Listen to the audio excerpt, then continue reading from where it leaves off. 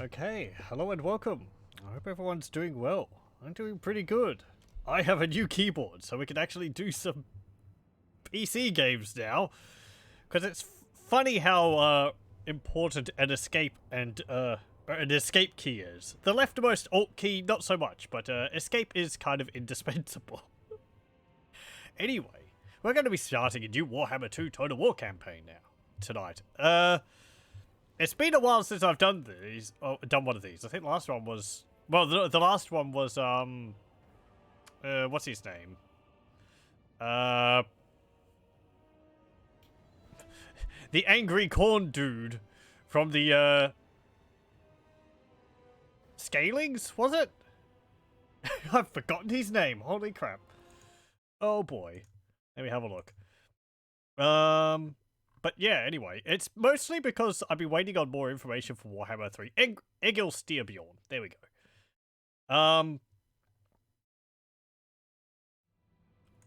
It's mostly because I've been waiting for more information for Warhammer 3. And sitting here waiting for them to come out for information of that. It's kind of sustaining me in terms of Warhammer Total War content. So, yeah. Also, as it gears up, it's... you know, it's sort of like... I don't want to play too much of it before the new one comes out. Anyway. Hello, welcome. Keyboard fixed? Yep. Well, fixed. I got a new one. There was a sale.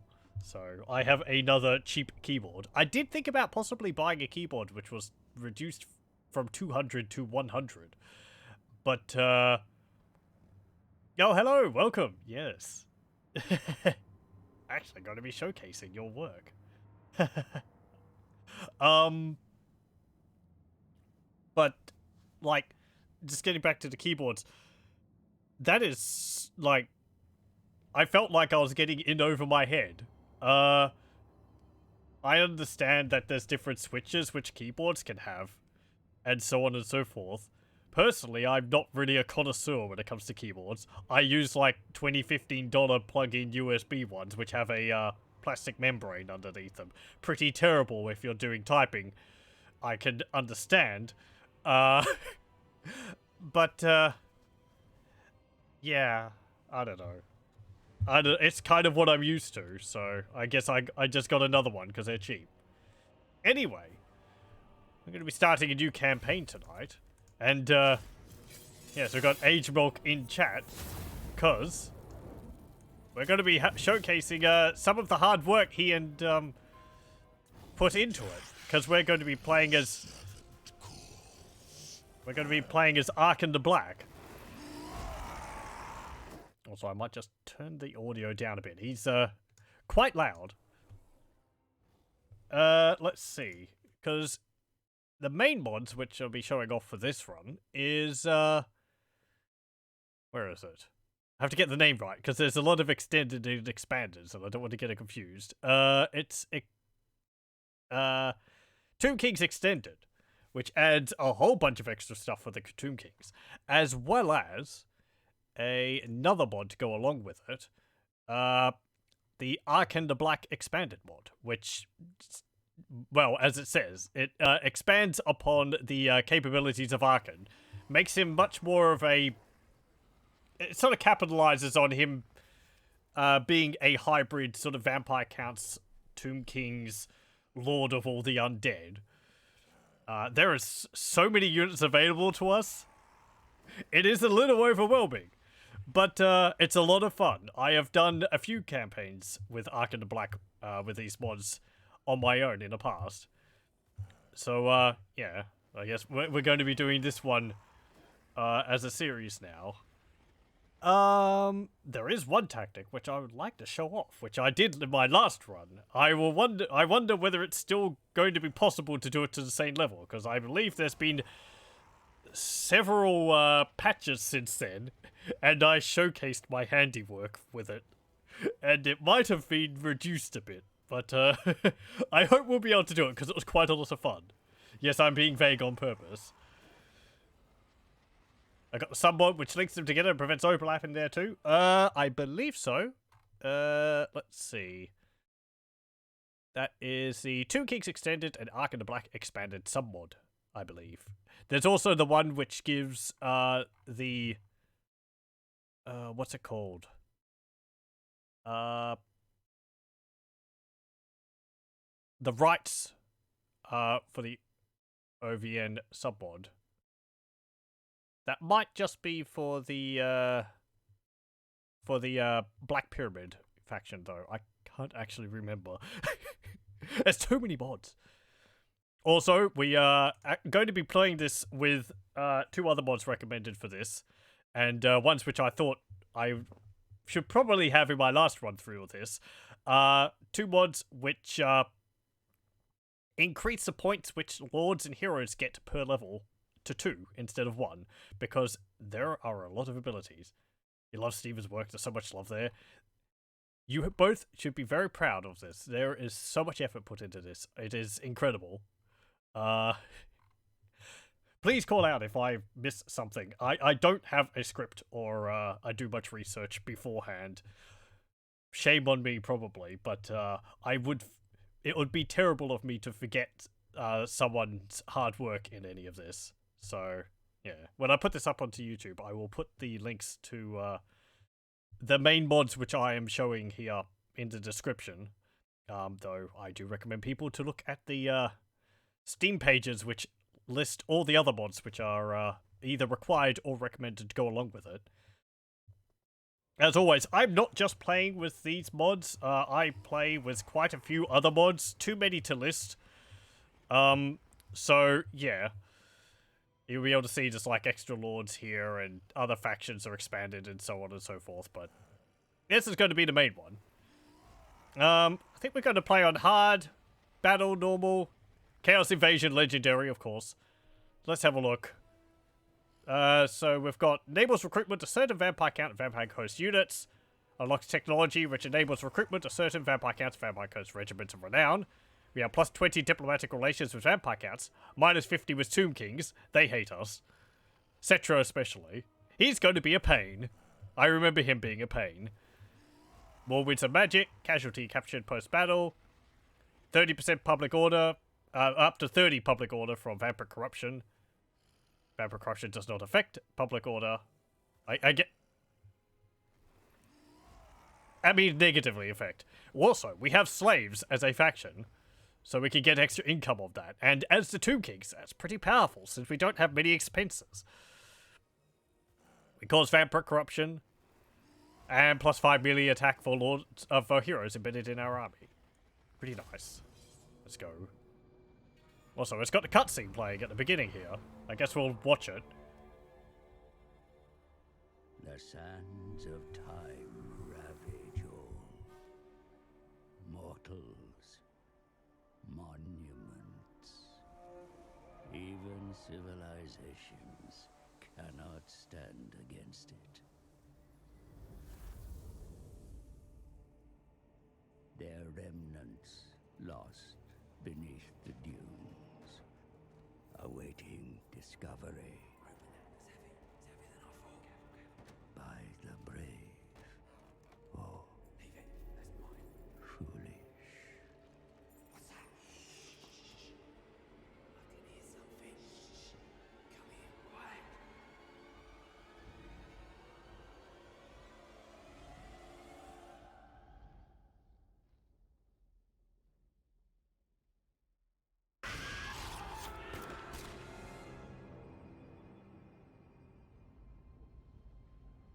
Like time itself, the living are not welcome in Nehekara. For this is the land of the dead, ruled by the Tomb Kings, where only the expired may serve. In his black tower, the Lich King broods. A stalemate between him and Cetra has existed for centuries, while Arkhan awaits his real master's call. Eternity was promised, but the Tomb Kings awoke to unlife, no longer beatific sovereigns. Their kingdoms as decayed as their bodies. The glory of Cameric lost, forgotten.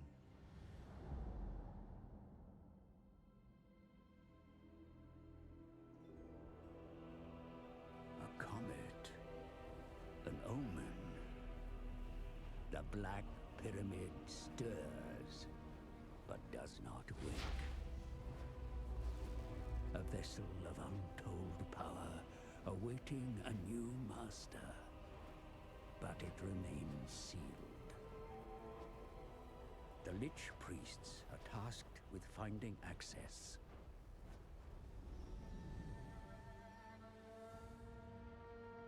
They venture deep into the catacombs, seeking clues. Discovering an obelisk inscribed with hieroglyphs as old as the desert gods. The answer lies in the 9 books of Nagash, the original tomes of undead lore, authored by the arch-necromancer. Due to the turbulence of the vortex, not 9, but only 5 books and his master's staff are needed. Then the pyramid shall open.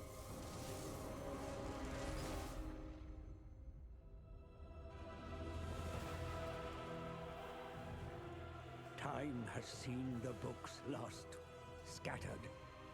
Other Tomb Kings will seek them, for all desire the Black Pyramid. Begin the search. Raise your warriors. The legions of Cameric march to war.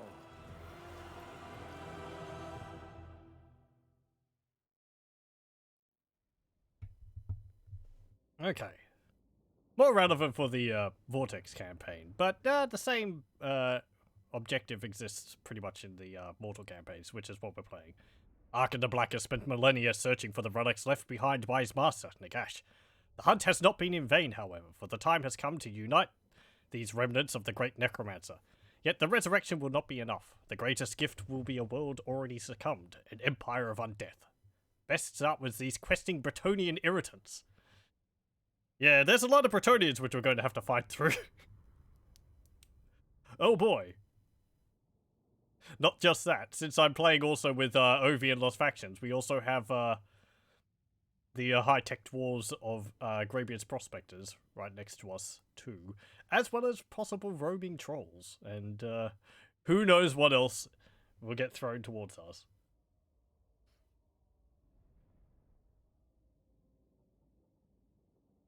Arkhan, the world resides in turmoil. Okay, that's enough of you. Get out of here, you. Go think about what you've done. Okay, so let's see. We have an objective. Right, oh, well, we already encountered the Agemouk tribe. I think that's because they're there. And we have Vulture Mountain over here. Right, now, let's see. There is so much to go over. I'm probably going to split it up into between a few turns so that we can keep going with things. Where to start? There's quite a few more icons down here. We have slaves. This is a new one since when I last played. We have the a geometric web system, which seems to work like how it does for the lizard men. I think it's controlled by a building which we can create in the settlements. This one, I think. Because I had a brief look at this on my own.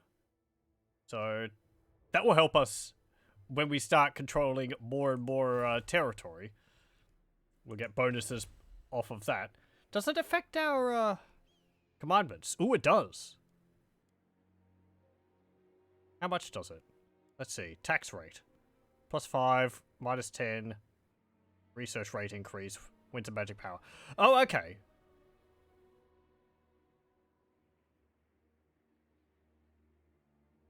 Okay. It just, yeah, makes them a bit more powerful over time. Cool. We have the mortuary cult.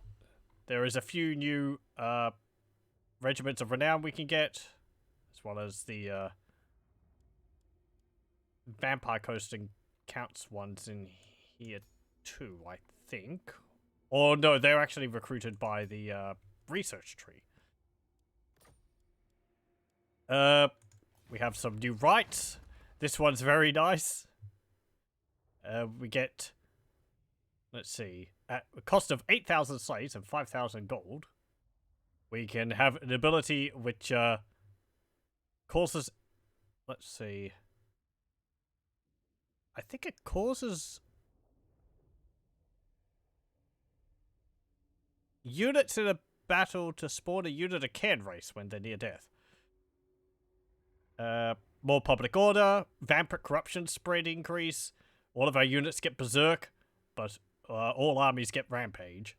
So you lose control of them. But we've seen with Steerbjorn how powerful berserk can be. Great Incantation of Tahoth, I think that's the same. Kassar, I think it's the same. And Geheb is the same, I believe. Research, or dynasties. There's quite a few more extra research here. I think the main ones are these ones located around here, where we need to have certain buildings to unlock these, and they give bonuses to, I think generally the Vampire Counts units.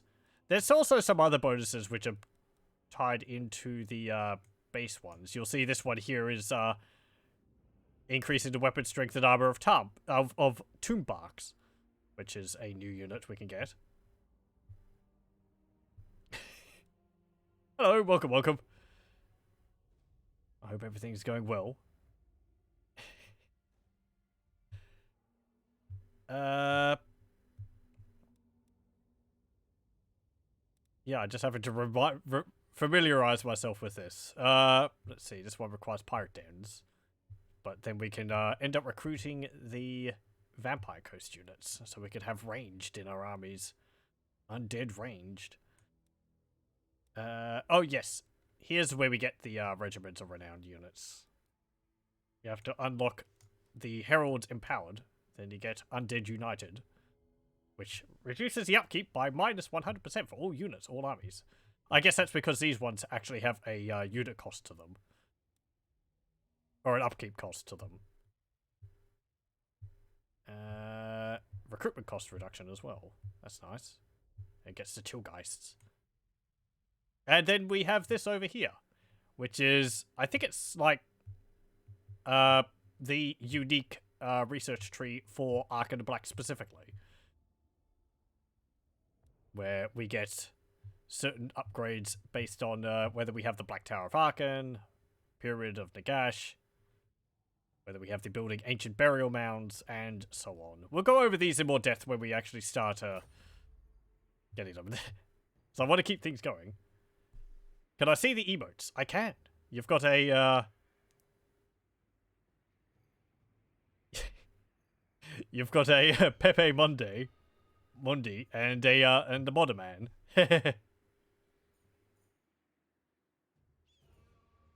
Oh, hang on. Oh, it's fine. Whatever. No, don't worry, don't worry. OBS has just flashed a warning, but it's fine. It's just panicking. We have a lot more things to recruit, and also buildings. There is a lot of units. There's a lot of variety which it provides. We have skeleton archers, warriors, the spearmen, of course, the normal ones. We have Nehekharan archers, variants of the Nehekharan warrior type skeletons. We also have the halberd variant there. We also have tomb guard archers, tomb guards with halberds, and tomb guards with swords. I think these are the base game ones, but we also have the archers now. There's the great weapon ones up there. We have these royal guard, which I think are a mixture. Yeah, they have spears and bows. Royal archers all the way up here, and ancient tomb mummies all the way at the top, which have great swords. I don't think I've used them too much. What else? Skeleton chariots, skull catapults, ooh, bone throwers. I think that's new. And royal chariot guards. I think more heavily armored, more capable chariots. Skeleton horsemen, a horseman with swords and shields. A bunch of these require research to unlock. Nehekaran Horse Archers, the Nehekaran Horseman variant, a ranged variant, Tomb Guard Horseman, Tomb Guard Horseman with halberds, Skeletal War Elephant. That's new. I think I've seen. I think I saw the screenshots of that. Oh boy, we can get skeleton war elephants. That's pretty neat. Do I play with SFO? Nope. No, I do not. I am just playing with the base game. With the base game balance. Though with quite a few mods which add extra factions and all that. But yeah, just general balance in the game is as normal. It's not with SFO or closer to tabletop or anything like that. Nehekaran Knights up there. Ooh, heavily armored ones. Ooh, they get lance formation. That's pretty neat. And a weakness to fire too. I guess because they're mummies or something? Yeah. Now we get... There's also these variants of the skeleton warriors and archers, which I'm not too sure of the entire difference. They've got a different Realm of Souls ability. Siphon of Souls, which seems to do the same thing. It heals them, but the Realm of Souls one gives some vigor gives some vigor replenishment. Perhaps it's like that to sort of represent that they're. I would imagine these ones are more puppet-like than these ones. Because we're more straight-up necromancers than, like the normal Tomb Kings, which I think a lot of their basic troops still have kind of a memory of who they were. This is the building tree we want if we want to get the Vampire Coast units. You can get Necrofex Colossi there. Let's see. Serpent Guard. Necropolis Knights. They've got halberds. Yeah, okay. We can get the Vampire Counts units here. Canned Race. We also get Crypt Horrors. Hex Race. Firegeists. Mortis Engine. Black Coach. Terrorgeist. Scorpion's Nest. Tomb Scorpions and Sox Tomb Guardians, which are like smaller Tomb Scorpions. They have Guardian, which is pretty neat. And we've got the large single entity monsters up here. We also have this one, which is a lot of fun. The Cameric Titan. It's really powerful. It is a huge scarab. It's also got a bunch of bound spells to it. And various abilities. We get Fellbats, Carrions, Bastethi, which I think are like Warhound variants, or essentially like Warhounds. They have no armor, but they're like mummified cats, I believe. Or maybe like jackals? Cats, or maybe like lions more than cats. We also got this here, which gives us Toon Swarms, Kepra Swarms, Tomb Guardians, and the Camry Zombie Dragon. We also get Screaming Skull Catapults over there. Okay. Summer Stevens, you think he wanted people to have access to skeletons for tier 1 normal infantry, all able to be just to be had just from burial mounds to stop them competing for slots as they normally do. Oh, okay, okay. Oh, yes, I see.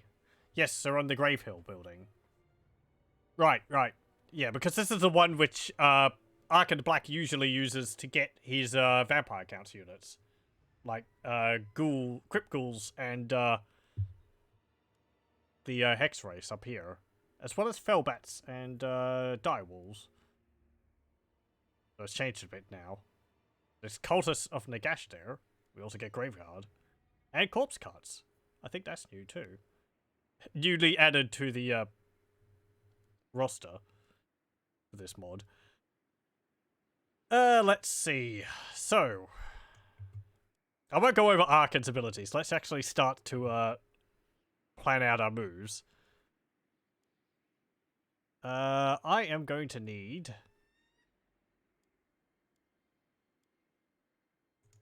I think we're going to need growth. Because we're going to have to attack pretty quickly. And this is going to require... fighting some battles. Let's see. Ooh, we have also got upgrades for our units. But that costs canopic jars. So we'll probably wait on that. Because we don't have any at the moment. Also, we need research. I'll want specific ones for that. Let's see, we can raise dead. Oh, we can actually raise those variants. Let's see. Thanks, Arkhan. Let's go over here.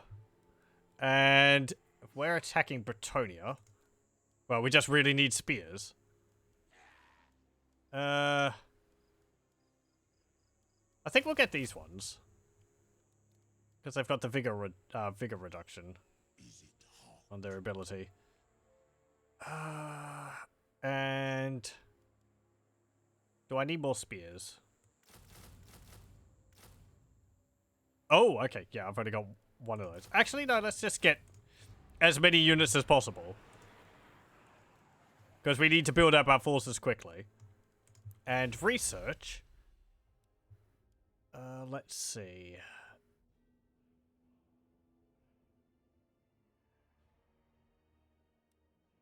I think...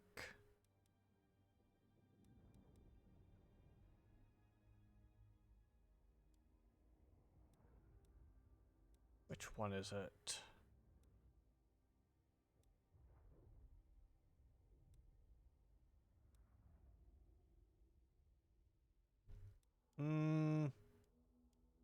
Which one be useful? Growth increase, construction decrease, campaign movement increase, public order, income from settlements. Let's go for the third dynasty. Dynasty? Watch me flip-flop back and forth onto a pronunciation. Okay, can I recruit another hero? Nope. Okay. That's fine. Ooh. We'll request slaves here. And... let's see. Yeah, hey Cetra, how's it going? You're probably not going to be very friendly with us. Oldor! My long beards grumble, so make it quick. Non-aggression pact? You'll take a trade agreement, but not a non-aggression pact. Sure. Yes. You're at war with Thegan's errantry. That's... we're not going to have many friends. If that wasn't obvious already. I am the Pirate King. I can't do anything with you. Where the heck are you? I don't know. Can we see somewhere else on the map? Nope. Okay. Might be over here somewhere. And we'll in turn.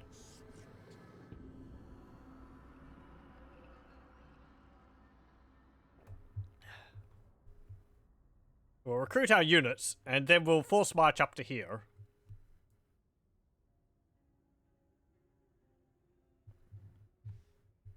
Ugh, pardon me, just moving my microphone and all that. Nearly. There we go. Okay. Oh, yes, this is one of the things we're going to be going for. Rumors of the Cursed Prince. Capture and occupy the following settlement, Numas. Word has reached you of a forgotten shadow lurking beneath the great city of Numas. Whispers of an ancient fear scuttling beneath the ground, searching every crevice for a way out. Take the city and you may be able to bend this shadow to your will. Capture and occupy the following settlement, Qatar. Which one's this for? Oh, hang on. Is this, I think I actually still have that file. It's a Hedesmet.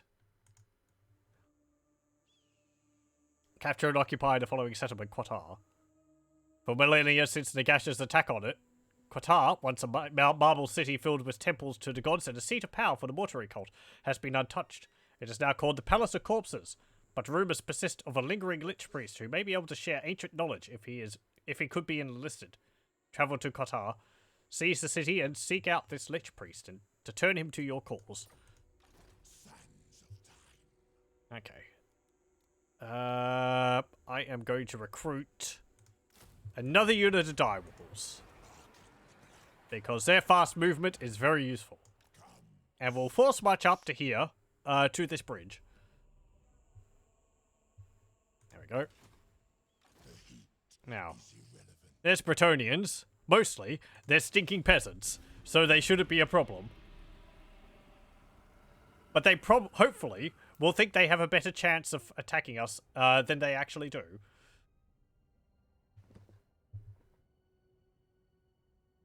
Our army may be made up of cheap skeletons, but in a brawl, usually we'll come out on top because our guys will just hang around for longer. I must keep my holy vow. No! Okay then. They don't have any reinforcements nearby. Let's go and attack them. Yeah, valiant defeat. I disagree, game.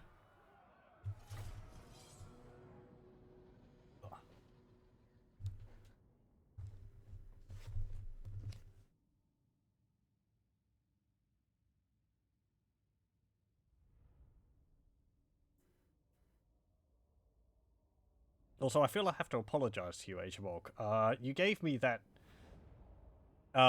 version of Senesmet a number of months ago to have some bug testing on it, and I feel I did a terrible job on that. I am very sorry. I could have done a better job in getting back to you and giving you feedback on that. So, I'll strive to do a better job in the future. I'm sorry.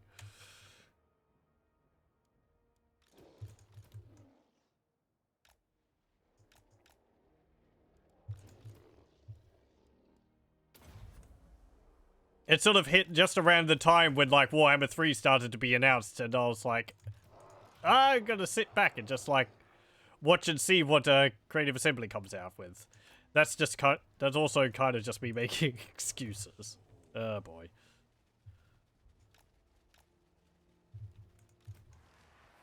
Okay. So I'll put you there. Put you there. Oh, I didn't put you in the group? Hang on. Oh, no, I didn't. Okay. Spread out like that. I have to say, though, watching a bunch of those, like, settlement battles, which Creative Assembly have been doing, to showcase, like, the,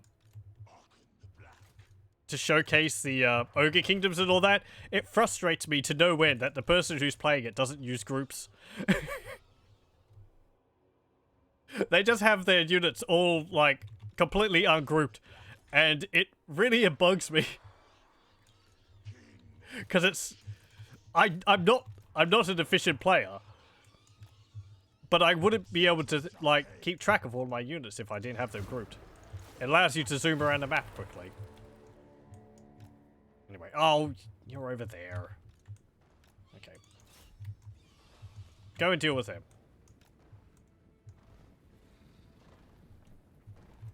Let's see.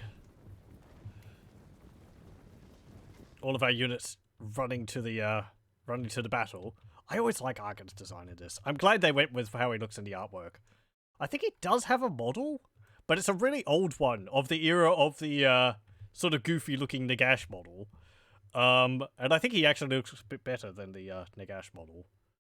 But yeah, they used his design from the end times, which is very neat.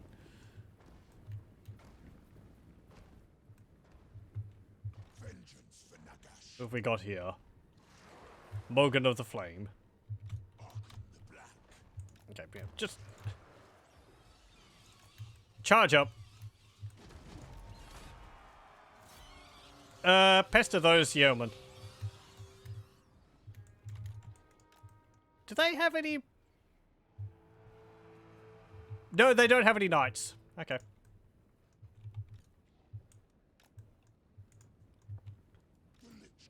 What have we got?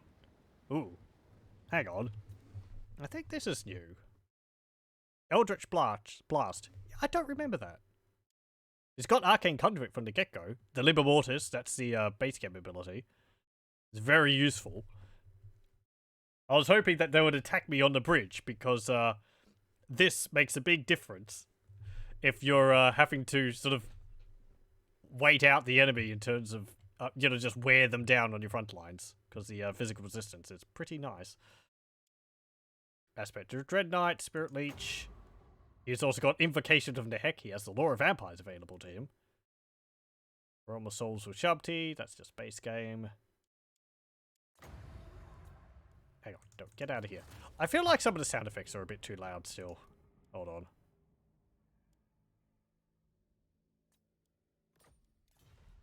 There we go. That's a little bit better. We have Lich Priest of Nehekara. Got his Curse and Invocation of Cursed Blades. Okay. Oh, right. Yeah, you'll see the Lich Priests now have a ranged attack. It's kind of like a Warp Fire Thrower. They spit out, I guess, a stream of corrosive acid. They have, yeah, 9 shots of it. And it gives the burnt side effect, which is pretty nice.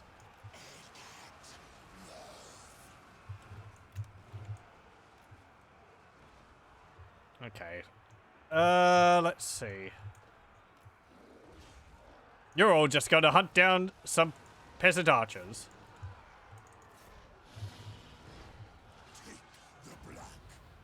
Where's Morgan? There he is.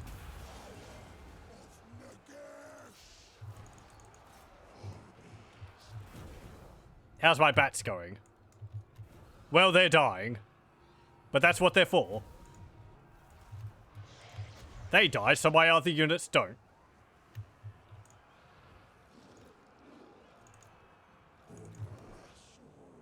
Hang on.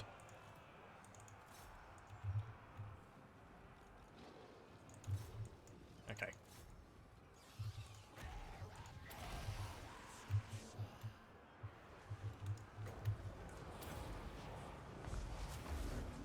We'll give them terror. And I guess I'll drop that there. Oh, okay, that's on him. That's on himself. Oh, that's kind of like Cetra's ability. I think Cetra has a blast on himself, which is useful for getting him out of melee. Yeah. That's neat. Where's Morgan? There he is.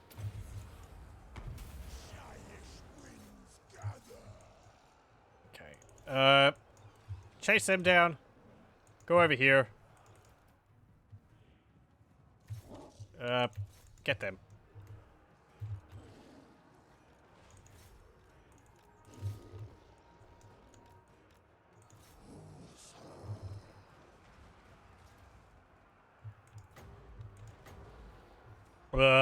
Heal.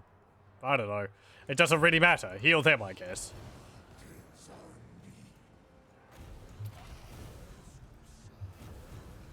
We're gonna have a lot of magic. So casting spells will be something we'll be doing pretty much all the time.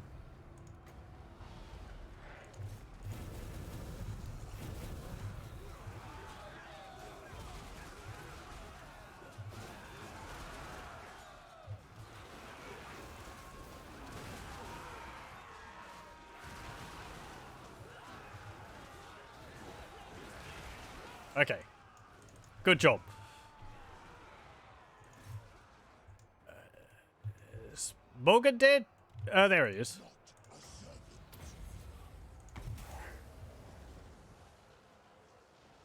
There's the breath attack from the Lich Priest. Did it actually poison him too? Hang on. Oh no, that's a crypt ghouls. Duh. I forgot crypt ghouls have poison. How embarrassing. Hello, welcome, Wex. Tunnel Hammer War. Yep, we're back at it. Okay, charge in there. Oh no, they're running away. Poof.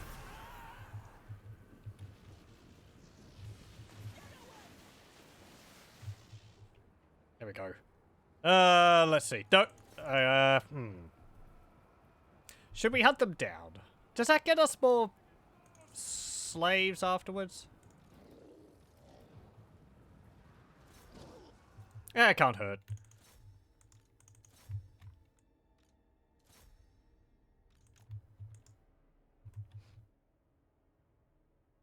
I'm playing the Sand Skeletons. I am.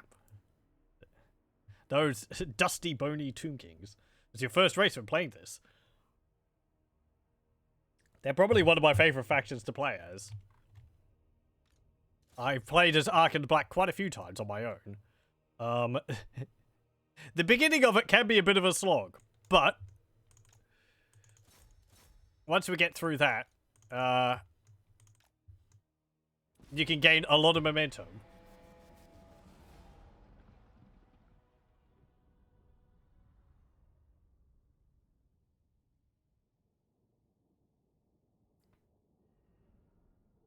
But yeah, I like how the Tomb Kings play. It's neat having...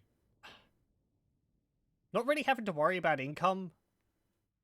And it's more just based on time than anything else.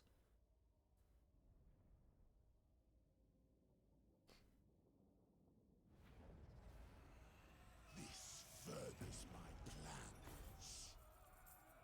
There we go. Our doggies did a good job. And our crit kills, wow. Got 113 kills. Okay, let's see. We will occupy it. They are no more. We get the Great Incantation of Kassar. Upgrade that. Right. As I said, we have a mod which will give us 2 skill points per turn, because there are a lot of abilities, specifically for Arkhan. So, I felt like the base 40 skills you got, skill points you got wouldn't be enough. So that we can see more of it, we're going to be getting 80. Maybe a bit overkill, but hey. You played as Cameric. I like Jedra the Imperishable as well, a lot. I feel if I did a playthrough of him, I'd feel obligated by his incredible majesty to list off all of his titles every single time I say Jedra the Imperishable. But since I'm playing as Arkhan, we could just call him Dusty Old Set, and, you know, Nina. He is a lot of fun, though. He's got a really cool chariot.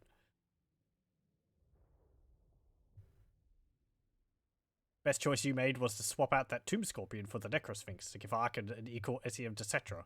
Really changes those first 20 turns for him. Oh yeah, he starts with a Tomb Scorpion. The Necrosphinx certainly would give him a bit more oomph. Particularly against the Knights of Bretonnia. Because it would be anti-large, whereas I think the Tomb Scorpion is anti-infantry. I think Jedra starts with the Necrosphinx too. Can't remember how I'd usually deal with the Knights of Bretonnia normally. I think just swamp them with skeletons. It works. Let's see. We'll get replenished troops, because we're going to be taking a lot of casualties. And we'll start getting spells in the Lord Nagasha. This will be very useful. Usek's Incantation of Desiccation. One thing I really like about the spells in the Tomb Kings is each spell has its own sound effect, and you can hear the chanting of the spell's name when they're cast. It's a really nice little detail. It's hard to make out. I guess I'm not entirely sure on that, but there is at least some chanting to go along with the spell casting, which is quite neat. Skullstorm would be nice. We also have a few new ones up here. This gives us increased research rate, and we have some unique spells here, which, let's see, this one increases charge bonus, speed, and vigor. We have this one, which summons a unit of skeleton warriors, so we can have even more units during battle. And this one here, which buffs a unit, I think it is. I don't think it's multiple units. Increases their speed, base weapon damage, and charge, and gives them some more vigor back. And this one, have I seen this? Jedra's Incantation of the Eternal Dead. 7 seconds, around self, affects enemies in range, map wide. 50% miscast chance, okay. Inflicts fatigue. Strong versus multiple combatants. Weak versus single combatant. Minus 18 leadership, minus 14 melee attack. Minus 70% speed, minus 38% vigor. That's pretty nasty. It just, like, saps their will to fight really heavily, pardon me. So to get the Casket of Souls up there, we also get this, the Tomb Bark. I hope I'm pronouncing that correctly. It's a ship or a boat, which they can cast spells from, which is pretty nice to have them going around. I found that they're because they're a larger target. It does make the Lich Priests rather brittle because they become arrow magnets, but it's also got, I think, a damage aura around it, like the Mortis engine. Jedra the Imperishable.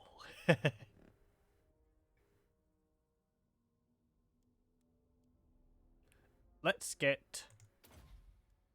I'm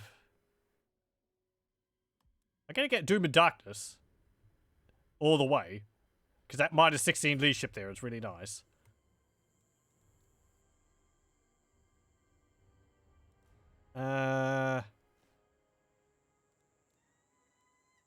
Let's see. We could do with some archers, I think. I get rid of you. And recruit 3 units of archers. That should be good. 5 units of anti-large.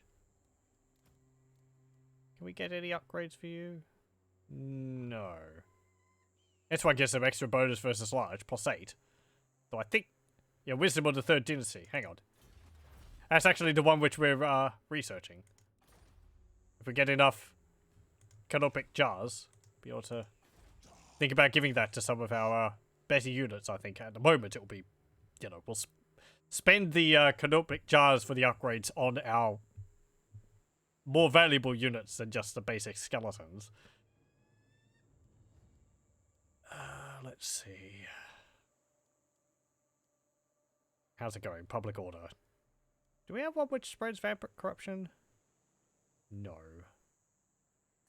We'll get the growth. I want my settlements to increase in size quickly.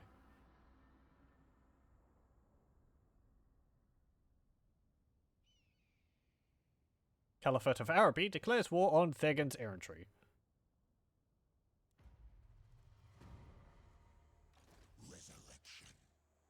Okay, we will march up to here so that we can still replenish the few losses in our army. And I don't think we can get another lord yet. Nope. Okay. What can we... What's this one do? Oh, right, yeah. Sam's Dawn. Ambush increased chance. And this. There was a sub-mod suggested which made which changed how the Great Incantation of Kassar worked. No, actually, it wasn't that. It was the Entombed Beneath the Sands ability, which made Sand Veil. It sort of lets you cast it more often. Or it casts it 7 times, I think, instead of 3 times, and it has a duration. A timer between castings of 10 seconds rather than 90. So you can, like, effect a ambush on the enemy a bit faster than in the normal game. But I decided not to get that for some reason. That is an option there, though.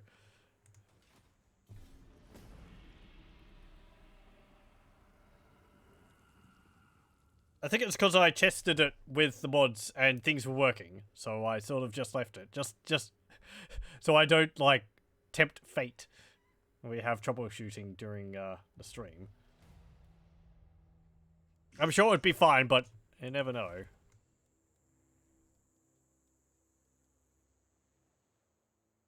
Whether it would, like, conflict with one of the other mods I have installed or something like that, because, you know. How many do I have? 87. Whether that's how many are actually activated. Might be about 15 less than that. Right. I have seen your heart. Ow. It's just you in there. Okay. I will upgrade Sorcerer's Islands. And we will declare war on you and take Kolfa. Okay. That's going to get rid of my bats. Everything else is going to be fine, though. Do I play it? Or do I auto-resolve it? There. There we go.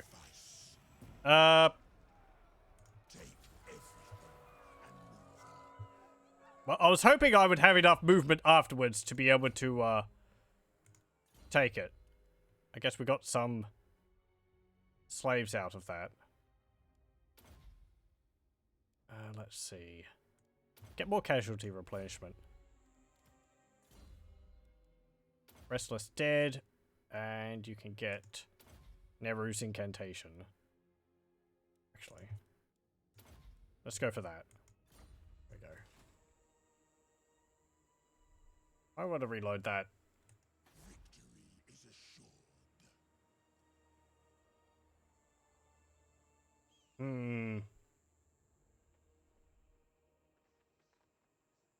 This is generally the settlement I have the most problem with.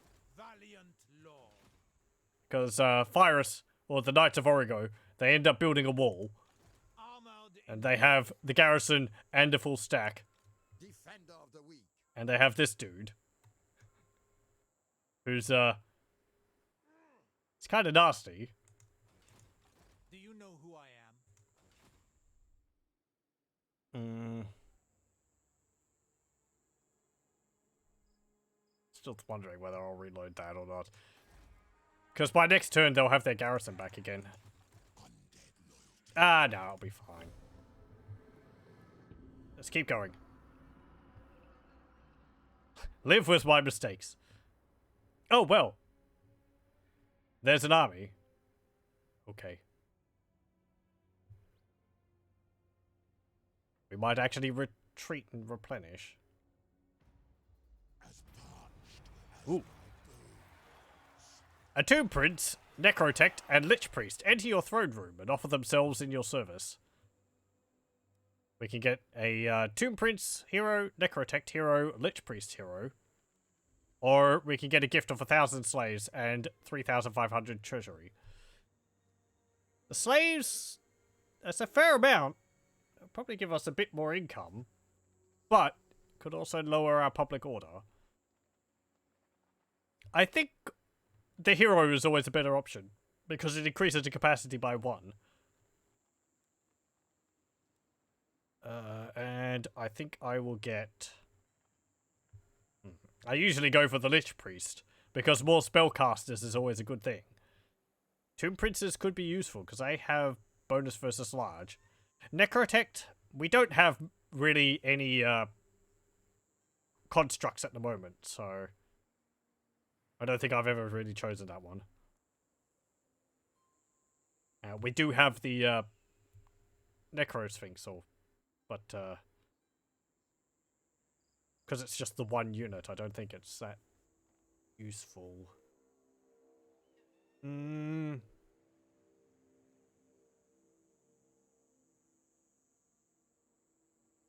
Let's get Lich Priest. What lore is he? Oh, he's the lore of vampires. Okay. Run back down to Lashik. Upgrade that. You'll be useful. He just had a heart attack or something. Or not. He probably doesn't have a heart, actually. Lore of vampires. We can summon zombies and skeletons. Curse of years. Wind of death. And they have the lower level elixir of immortality, which is really nice for the Lich Priests. They become immortal at level 12 instead of level 20.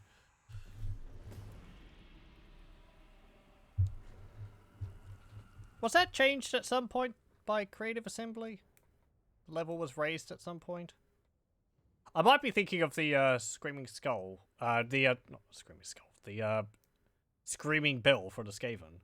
Because that used to be able to... I think we got as a mount at level 13. All shall fear.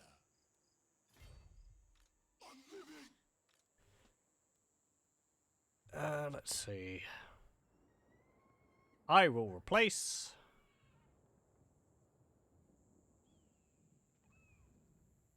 Kind of want to keep the Fellbats. They're useful for tying down artillery and such.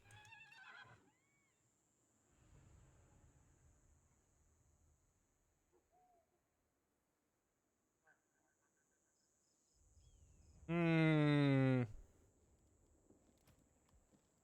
get rid of you.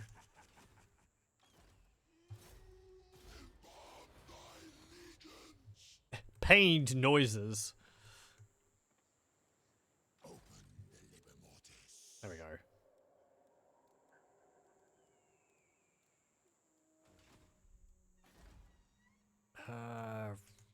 Right. Absolutely not. Enter.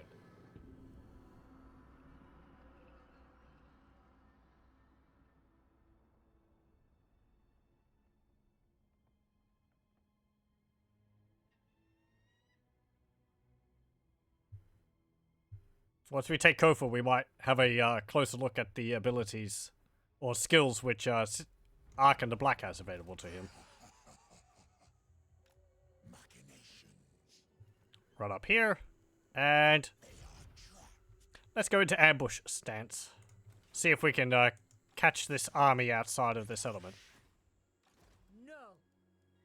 Have a field trebuchet and some knights. Okay.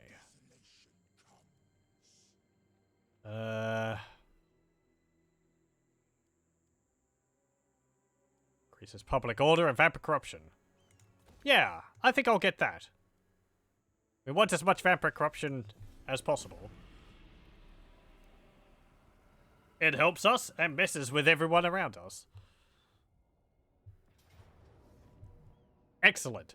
That is a lot of knights errants you have. Holy crap. Where'd you get all those from?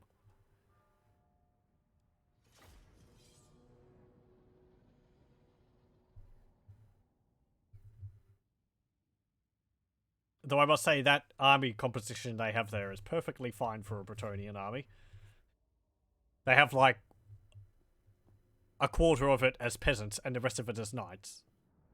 That's generally the few times I've played as Bretonnia I've tried to build my armies like that. Because they should be focused on knights rather than front lines. Anti-large necrosphinx about to put a shift in. Yeah.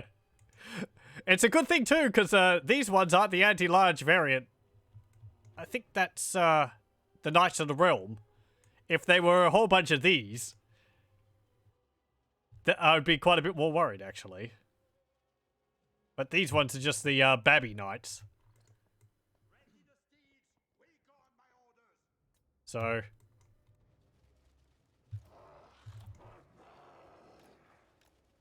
let's see. A bit of an awkward position for our units. They're far away. It's going to take a while to run into melee against them. We're not going to be able to catch all their knights.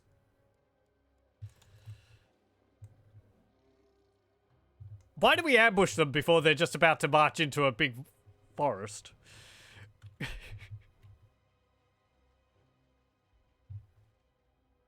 Some of these ambush maps, I feel, put the ambushee into a rather advantageous position. More advantageous than you would think. Anyway.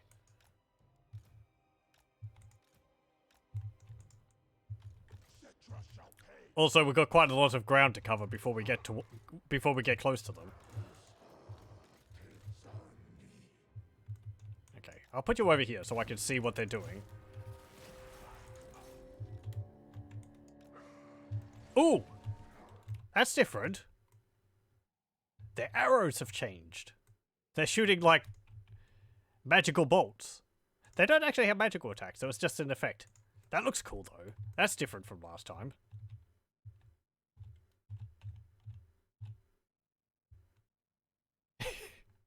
What's the arrow?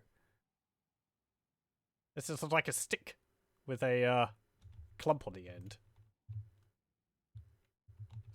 The arrow models are really not meant to be looked at. It's neat that they're there. Yeah, that looks pretty cool.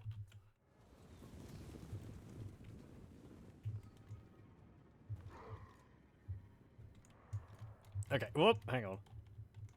There was a cliff there. Okay. Doggies, charge up.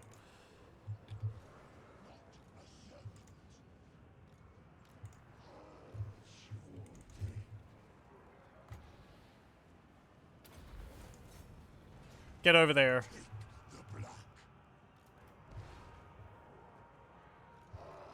I hope this goes well.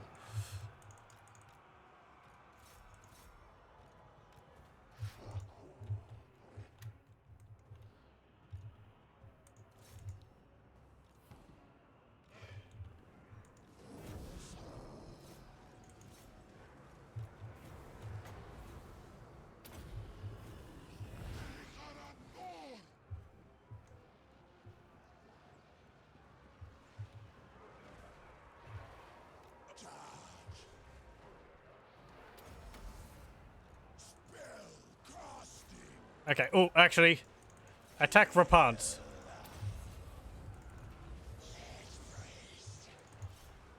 Oh, this damn forest is blocking my field of view.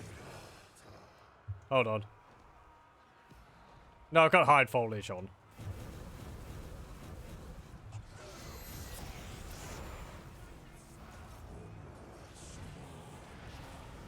No!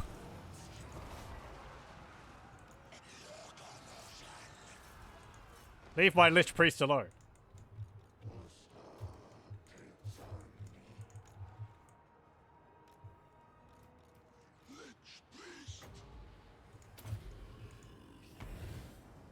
Okay.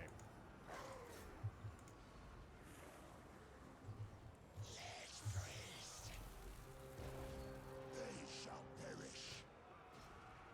Arkhan the Black.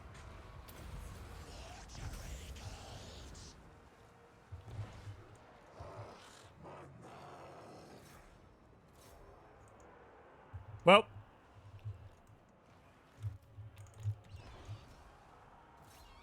There goes the, Warhounds.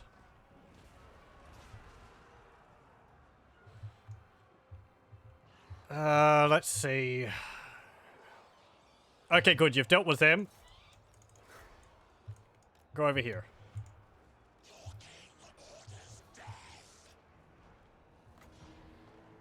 Yeah. Lower their armor.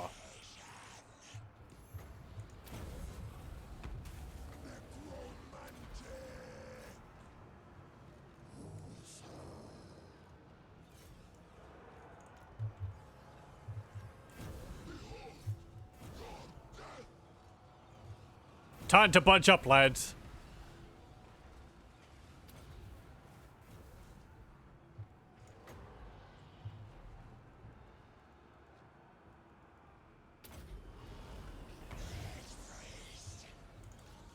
Don't leave my Lich Priest alone.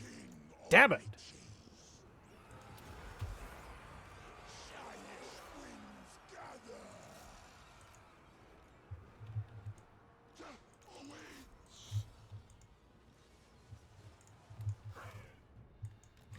Okay, good.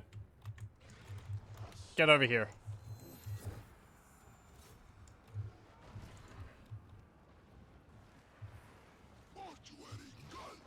Good, you're dead. And everyone's fleeing. Oh, I actually had another unit of direwolves over here. One of them survived. Incredible. Okay, okay.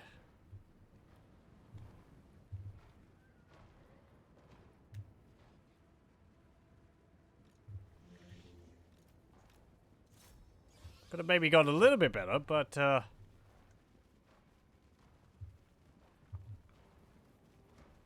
think we dealt with most of their knights. Let's see. Chase down their bowmen over there. You're not going to be able to catch their horsemen.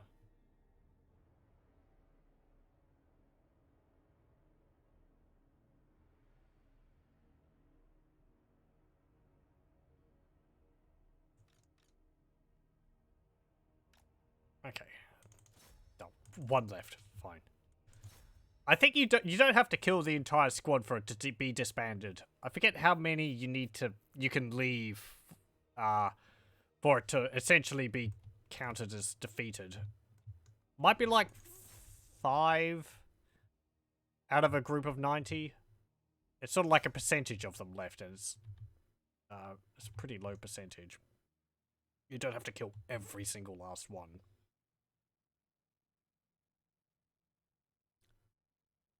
That only really works for these units with you know, like 60 or higher numbers of models in them, because, you know, like a unit of trolls, I think you might actually have to kill every single one of them, otherwise they'll just they won't get disbanded. Not too sure on that. Anyway, yeah, we did pretty good damage against their knights. Nice. Ooh, we got rid of the questing knights too. Oh, and one of our units of direwolves came back, and we didn't lose Berect here, which is nice. We'll bind their souls, give ourselves casualty replenishment.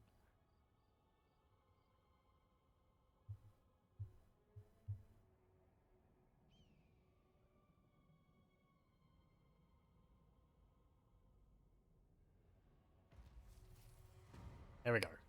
Ooh, we get growth, double experience for fighting Bretonia, and plus 5% research rate. Very nice. Get replenished troops, and we'll get Invocation of Nehek. You can get... Oh, these ones have cleanse corruption, whereas the vampire count, the vampire lore of vampires ones have spread corruption.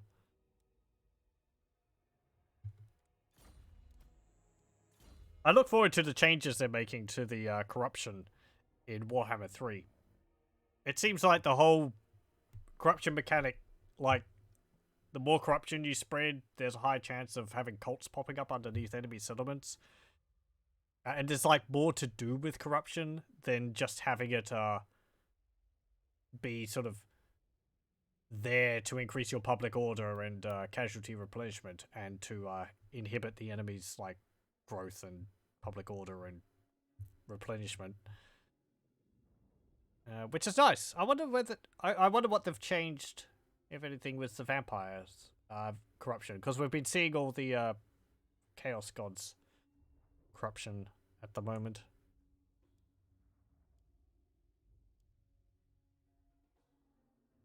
That's on a single unit. Oh, that's actually heals. Greatly replenishments hit points of combatants. Doesn't actually say how many hit points. We'll get that though. That'll be useful. And we'll get... What do I want down here? Lightning strike will be useful. Would I get anything else down here?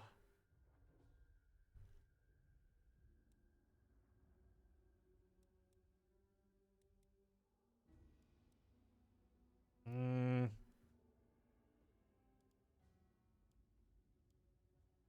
think I'll just get Soul Reaper, and then we'll get 1 point in one of these attend me, then we'll get Lightning Strike, and put points into something else. Because I don't think I want to get, like, more ambush success chance, even though we've been doing that. I don't think we'll need it in the long run. My master will return. Okay, get another unit of direwolves back. And hello, remember me? Harvest their souls for my rights. No. Chevaliers and Leoness are no more. Eternally loyal. Let's get Van Hell's Dance Macabre and the Curse of Undeath. So we heal while we're casting heal spells. You can get level 3 of that and replenish troops. You can get Canoptic Jars and Attend Me.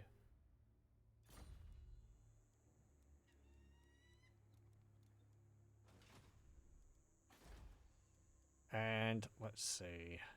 Do we want pottery? Does generate jars and research rate. What about this? Slave market. Which is the building which reduces our... This one. Okay, so that's the level 3, 4, 5 building. Yeah, we can't get that yet.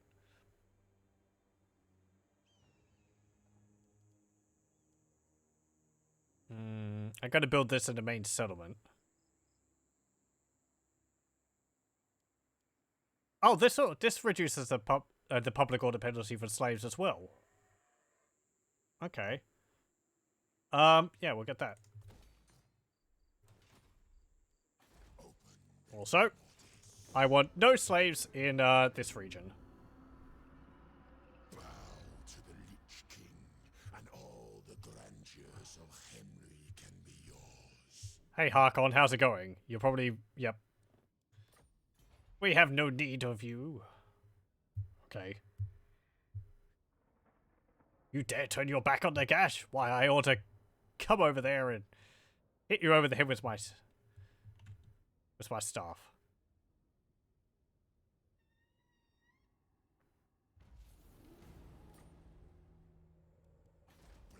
Tower. Okay. Let's see. Can I get this yet? No. We're going to wait on that so I can upgrade to level 3 settlement. Valiant Lord. So yeah, you can see here 15, 18, and their garrison. They have a unique building in here which I think increases their garrison by a few more units as well. Might actually go for El Hike. Sorry, Araby, but we need to expand.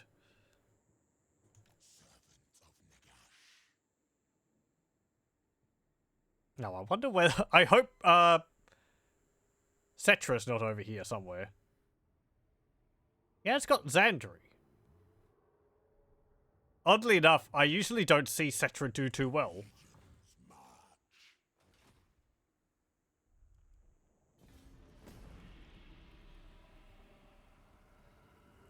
I'm not sure why. He seems to go for, like, Gorgazan and then sit around and lose Xandri. And then he gets attacked from the south before he can go back to Cameric. He loses Cameric and just sits in Gorgazan for the rest of the campaign.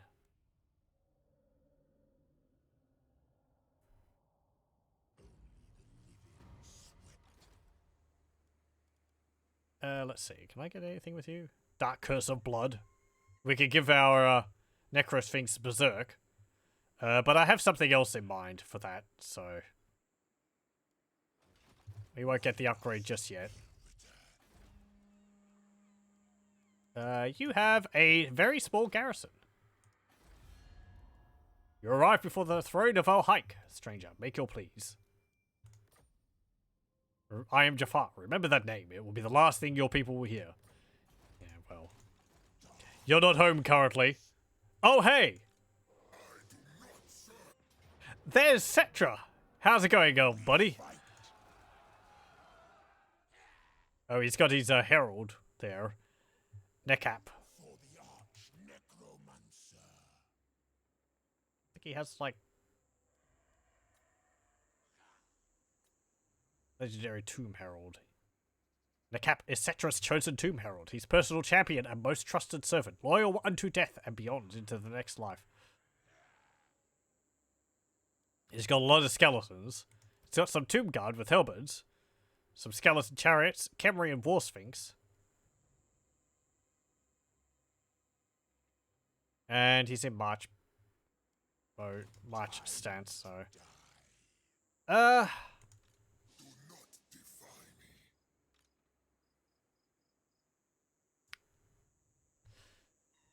should we take our hike in front of him? Next turn, we'll probably get attacked by him. This is your end. Destroy them. We can deal with him. I think. I feel fairly confident in. They have a bunch of Sharka slaves, spearmen, warriors, bowmen. Yeah. They got pretty low leadership, so nothing to be terribly concerned about. And we have Wallbreaker at our Necrosphinx. We won't be auto-resolving this though, because we're going to need our units.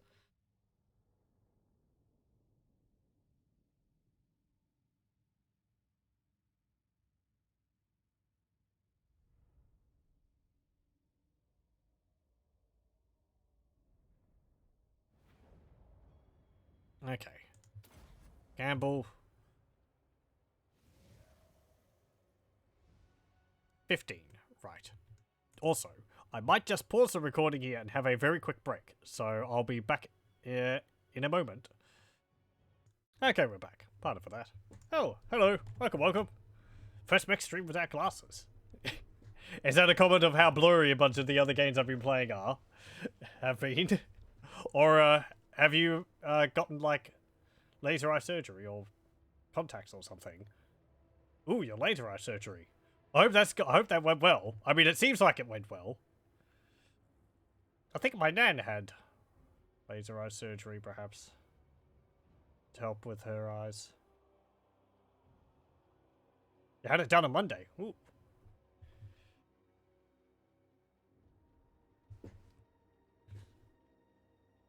Has it been a long-standing issue, or is it something which has developed over the past few days? Past few, like, years or so? If you don't mind me asking.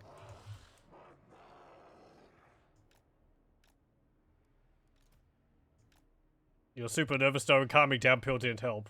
I can imagine. Adrenaline levels were 1000%, you think? Yeah, it sounds like it would be... yeah, I can sympathize with that. The idea of having, like, lasers shot into your eyes. It'd be difficult to calm down before something like that. You've been wearing glasses for over 20 years and you had enough. I think most of my, personally, I think my eyesight's fine, but I look at my dad's side of the family, I'm a little worried. Because my dad and basically everyone on his side of the family wears glasses, so I'm sort of like... It kind of feels like an inevitability.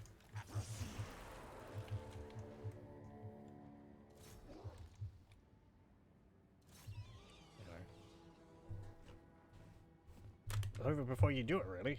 4 or 5 minutes. Tops laying on the table, roughly 30 seconds per eye. Oh, that is really quick. I don't really know what I had expected. I guess like surgery or something, but that is a lot simpler than I imagined. Well, that's good. It means you wouldn't have been like sitting there worrying about it too much. You did have, it's like you don't have time to be overly worried and anxious about it. Anxiety is a pain.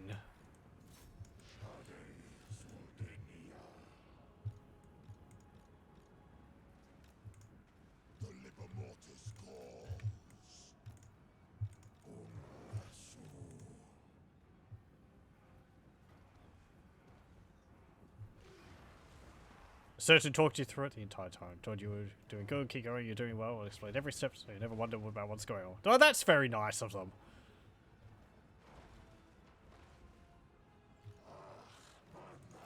I think that can help, like, it gives you something to focus on other than, like, what's going on, oddly enough. Or it's like... It sort of lets you sort of ground yourself against something rather than letting your, mind just fly all over the place. Which is a problem I find when I get anxious, is that my mind starts going through all these different scenarios. And it's sort of like having to block them out and focus on something else.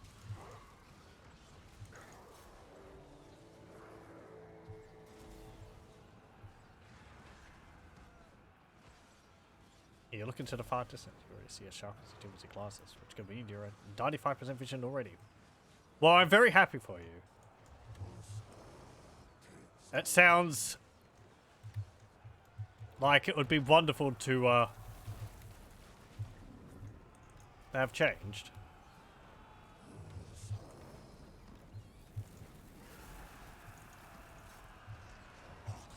Okay, everyone, charge in there.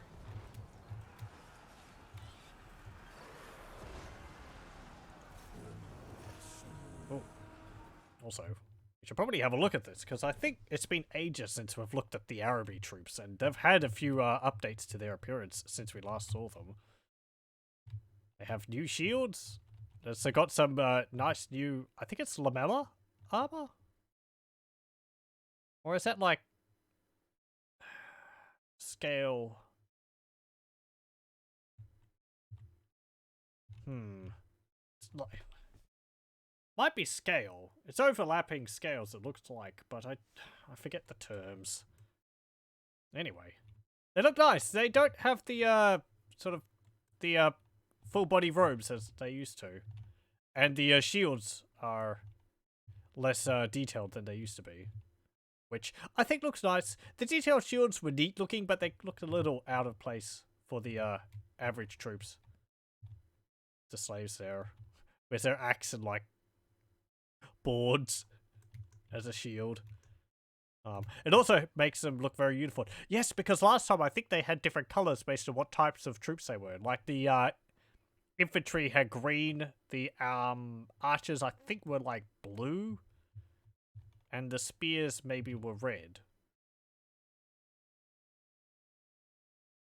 It's like playing a 2005-ish game with extreme blue settings. Oh no, your eyes are now too sensitive.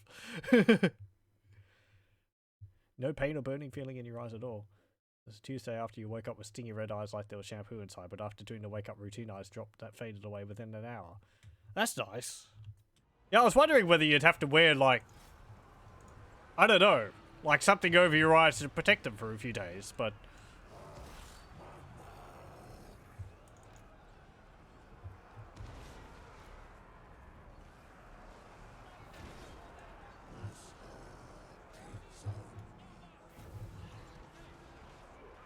Those bats look like they're not going to be lasting too much longer. Well, whatever. As I said, that's what they're there for.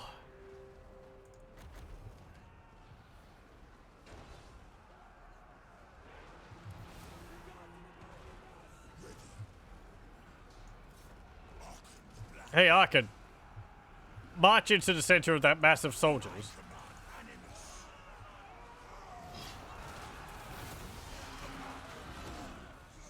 Oh.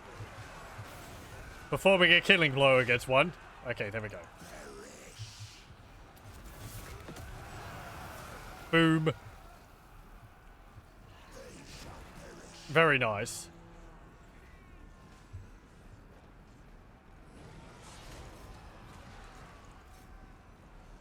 Okay. Get there. Get them.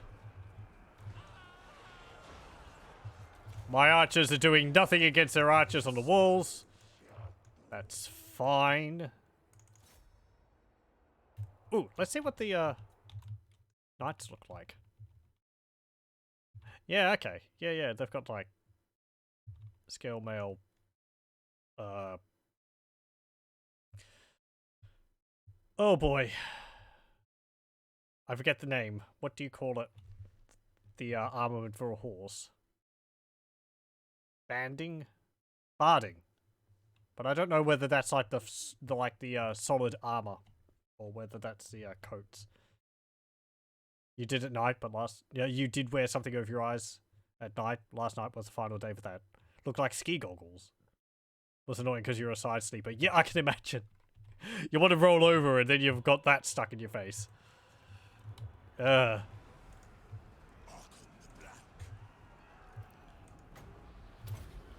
was small inconvenience to put up with, it sounds.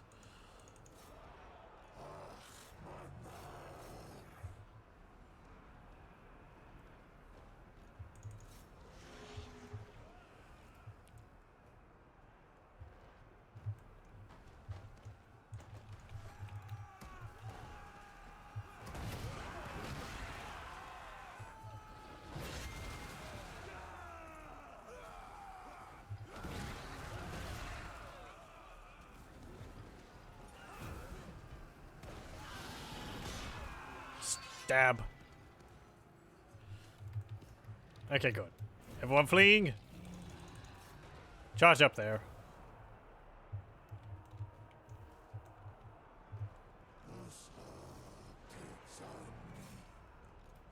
I guess you lot can go up there.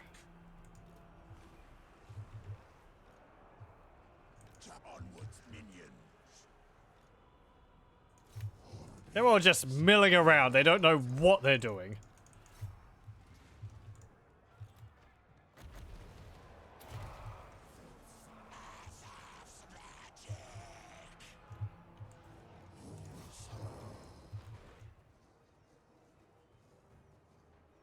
Those knights are dying slowly against my dire wolves. Dire wolves really aren't what you should be using against knights, but whatever.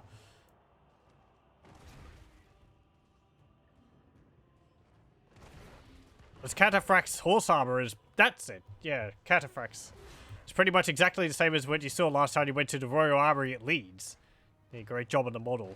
I want to see more of those places. Like, more of the suits of armor on show. They really don't have any of that in Australia. What with us lacking, like, castles and all that. I think there is a castle somewhere on the outskirts of Melbourne. But, you know, castle. I don't know how it's... what it was there for originally. I've never seen it. I went to a place when I went over to when I went to England with school. Where was it? Might have been Warwick Castle? They had some armor on display there. That was pretty neat. They had a trebuchet outside too, but I didn't get to see that. It was so cool.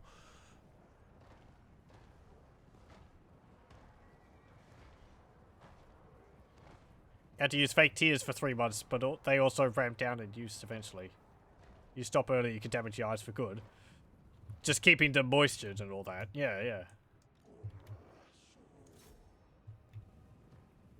Okay. There we go. Oh, well, thank you very much for the follow, Agemouk. I hope I'm pronouncing that correctly. Agemouk? Agemouk? Don't let them talk me into a complimentary trebuchet ride. I've always liked sort of ancient history and just historic stuff like that. It'd just be neat to like mess around with it. I've always wanted to do archery, but whenever we've gone to camps where there's an archery range nearby, it's always been closed, so I've never got to have a go at it.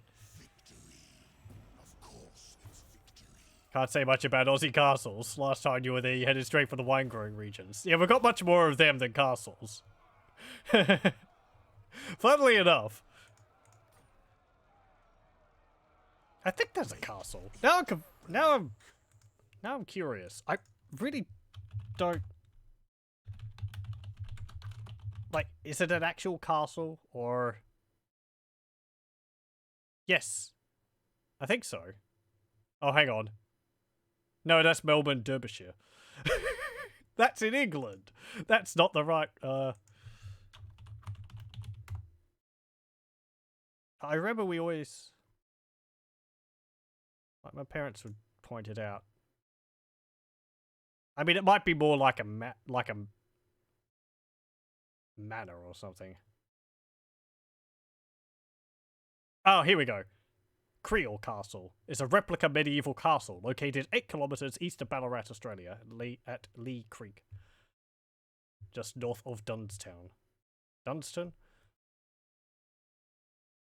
In the foothills of Mount Warrenheip.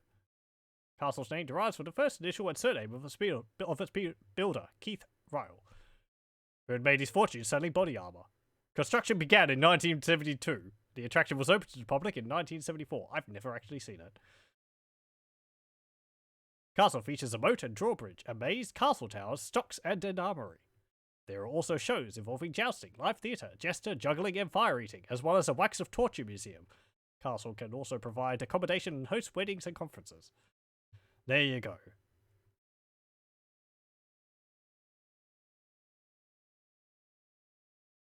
So go see that sometime. Actually, as some patients they collected the eye drops and now have permanent issues. So even doctors have no idea how to fix. Oh, geez, yeah, that something which you want to keep on with. A reckless like that. Yeah. I don't understand the gravity of the situation. You'd think your eyes hurting would remind you, but...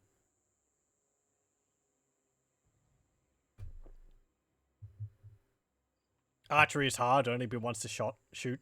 I can imagine. So depending on the bow, yeah, you need a lot of arm strength to pull the bow back. And also aiming and getting the shots to land correctly. Still. Seems like a lot of fun. I have gone to a firing range years ago. Which was, yeah, fun. But, yeah. I think archery would be more fun. I think I used like a old action rifle or something like that.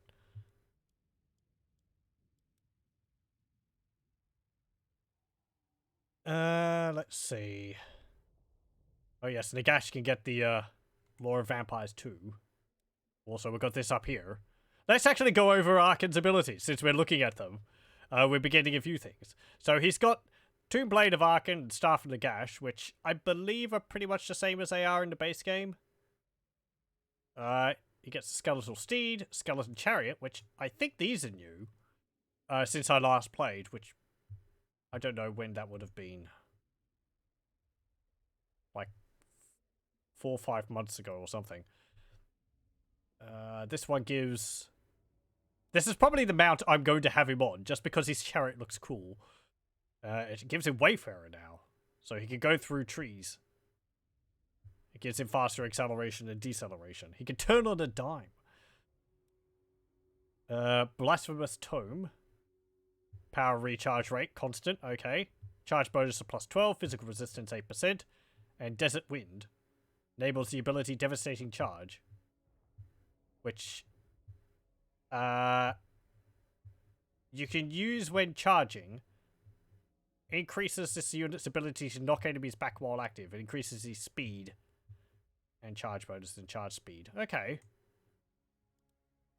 Armed elixir, ceremonial bandages, restless dead, casualty replacement rate, and leadership increase.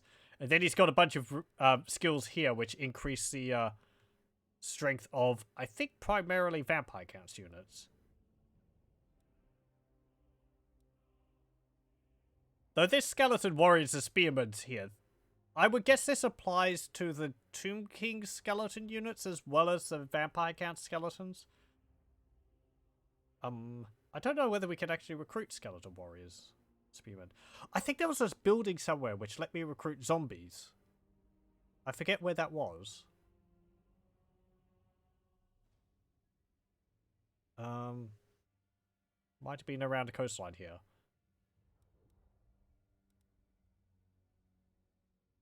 Yeah, these might actually also be present for other lords as well, not just Arkhan. Here's one unique to Arkhan. First of the Mortarchs. 3 more uses of Liber Mortis. 3 more uses to Eldritch Blast. And he gets passive ability, Endless Legions, which has a map-wise constant heal for all of his units. And it resurrects dead combatants too. 4 hit points per second. So it's not much healing, but your armies are constantly slowly coming back.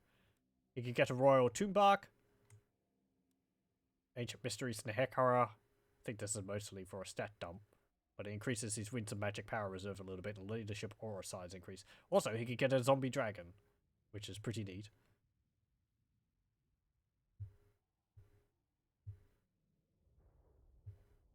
Very well explained after surgery when you're resting in a dark room.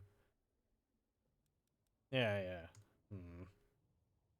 Well. Also been to a gun range run, this is what you remember from it. Western pistols are much more comfortable than Eastern block pistols. A gosh darn 44 Magnum kicks. I can imagine. Well, I can't actually. I haven't used, as I said, I haven't used anything more than, I think it was like a bolt action rifle. It hurt my shoulder. I was lying down to fire it. We were shooting at targets. I think it was a bolt action. I can't remember whether we put the bullets in individually or whether they came in like the little holder of 5. You had to push them down to the top. I think they inserted from the top. So it was, yeah, because it was like, put the bullet in, fire once, you had to pull the bolt back, the brass popped out, and then you had to put another bullet in and pull it forward again. It was like you imagined times 2. I've seen videos of people who don't hold the gun correctly. It just flies out of their hand. Lucky it doesn't, like, break their nose. I feel like you have to, like, overcompensate for it. Like, hold it like you're holding on to, like, I don't know, a really heavy brick or something to make sure it goes absolutely nowhere. And then afterwards you could be like, right, that's how powerful it's going to be.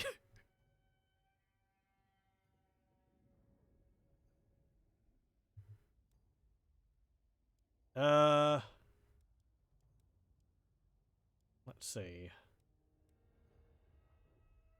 I'm still going to put points into... Actually, let's get Raised Dead. Wait, what did I put a point into? Oh, right, I put a point into Lightning Strike. Let's get Raised Dead, because more skeletons is nice. Yeah, because I want Wind of Death. We might not actually get all the spells. With all the skill points we have, we probably could, actually. Let's see. I'm sorry if my commentary sort of flies all over the place. I have a lot of thoughts going around my head, and I change things on the fly. Let's do that. And I'm going to just resurrect another unit of direwolves, and our army is pretty much fully replenished. No, I wasn't getting that. If we wait one more turn, we can upgrade to a mausoleum. And we have... Oh, that's a right. 4 more turns until a new dynasty. Okay. First of the Mortax is new from Steven. Never seen that one before. Looks very, very strong. A constant map-wide heal for all of your units is very nice. I guess it's like your units having a weaker regeneration without the penalty of weakness to fire. I'm sorry, I'm not going to be able to tell which abilities were added by which mod, because I've played with both of them every time. So I'm not going to be able to tell which mods are added by your mod, Agemouk, and which ones are added by Steven's.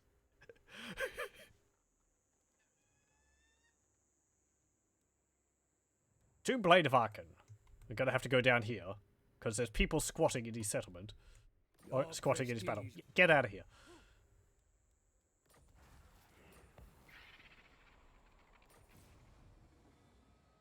I wish you could turn him off completely. You can only put him on minimal. Ogres, my lord.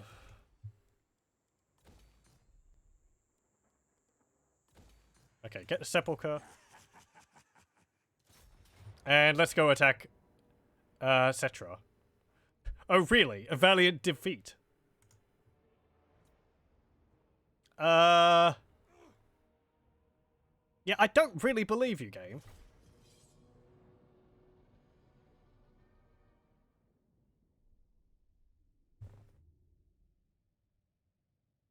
It's because of Cetra. His blast ability, I think the game... I don't know, the game weighs things in his favor quite a bit.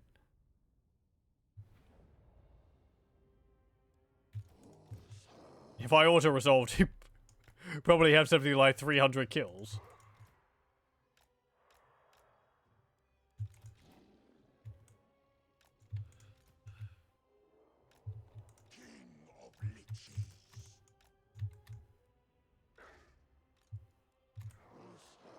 Okay. Should probably start putting my spellcasters near my archers. Hang on. There we go. Okay. He's got a bunch of chariots. But... I could just box up.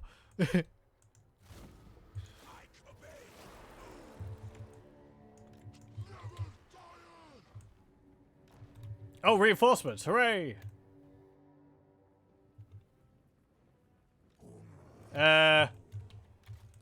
You go attack that.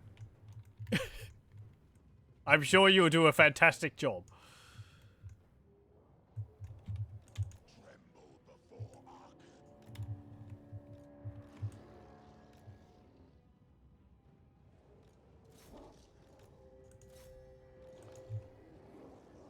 Okay. Deny them their charge. And encircle. Give them anti-large. Hey. Go after that War Sphinx.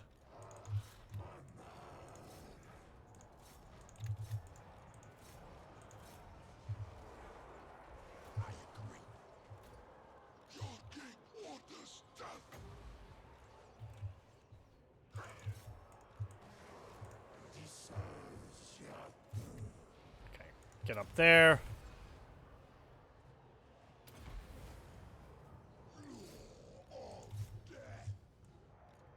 Good. Those chariots went straight for the, reinforcements over there. Where's Cetra? There he is. Cetra, your bony hide, it'll be... Your bony hide is nothing in comparison to the might of Nagash. Get over here.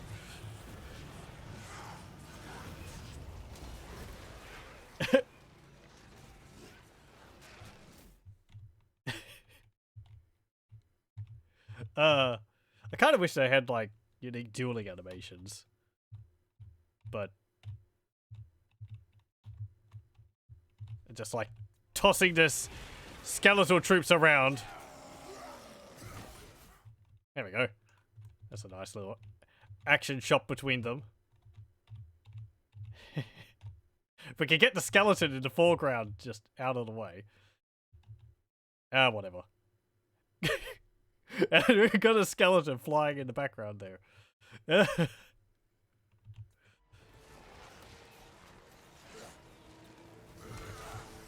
Ow. I should be careful. He still does hurt a lot. Arkhan's not exactly a fighter. Not yet, anyway.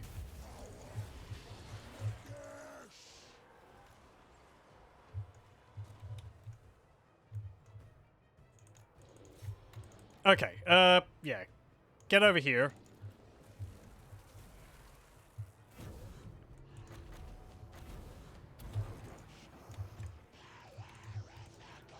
Weakened them. I don't have enough magic.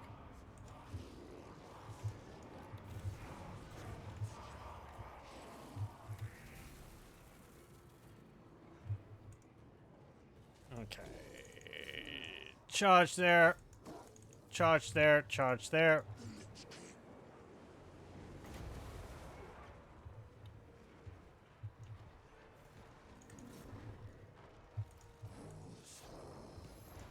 You've got more important things to go after. Let the archers deal with the War Sphinx now.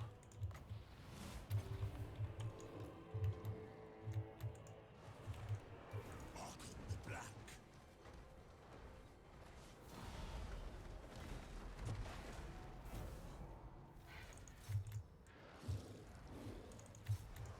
They shall perish.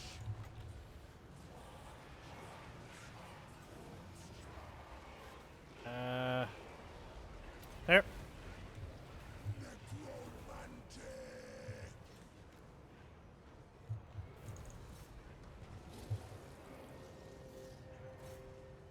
I thought I told you to shoot that War Sphinx. The dead do not rest.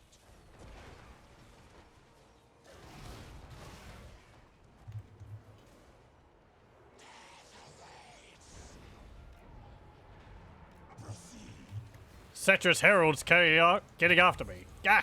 Go away. Let's see.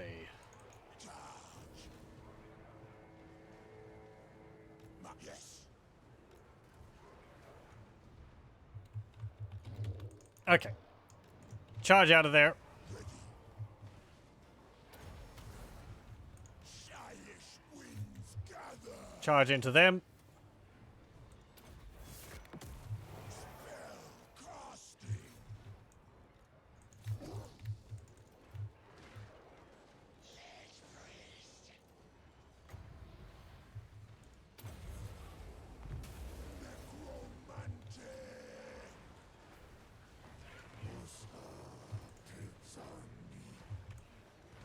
Archers, move up to there.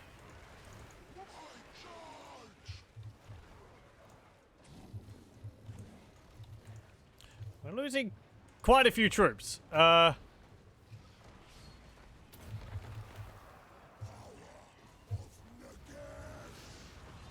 summon some zombies.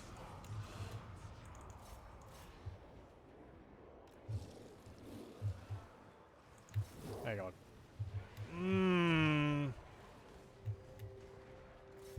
Charge there.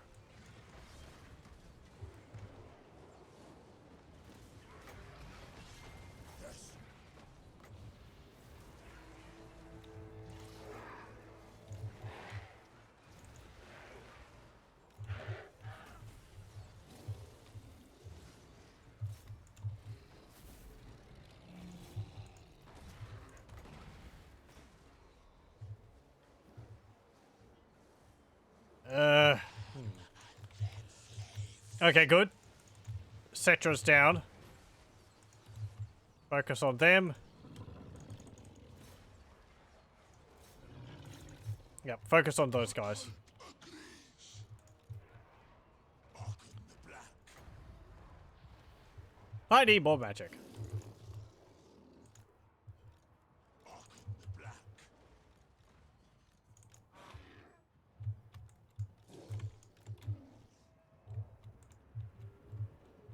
Lich Beast. Okay, shoot them. Forward.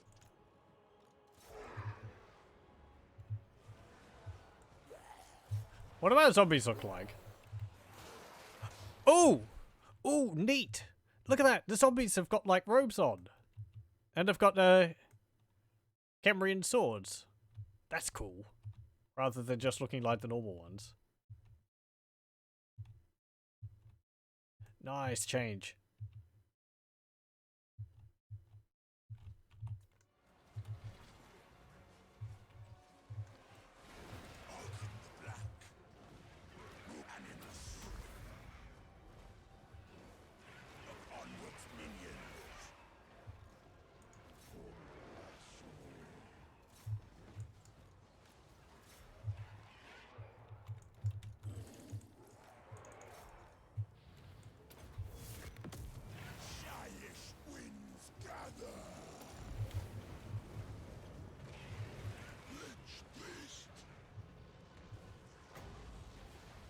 Guess cast that on that.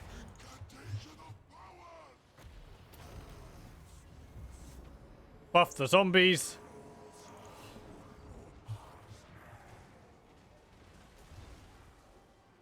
And their army is crumbling. It looks like. Yep, good.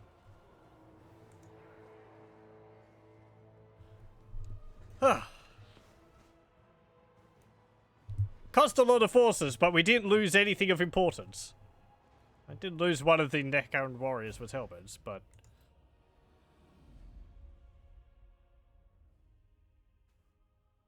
we can just summon all of those units back. And that's their entire army gone, so... pretty nice. Now we're going for time. Okay, might do like another 10 minutes before I take a break and swap over.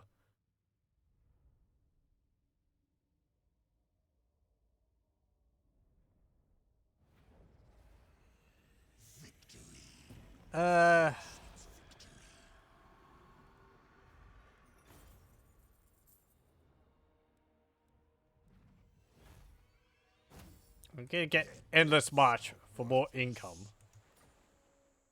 We get Cetera to Perishable, increase the charge bonus, and public order -3 in local enemy province.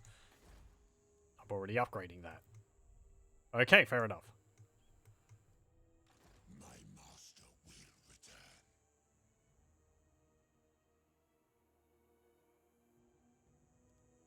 return.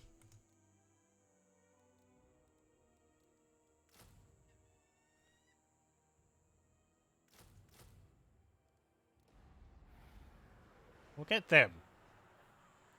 Do have to watch out for those dudes. They might try to take advantage of our weakened state.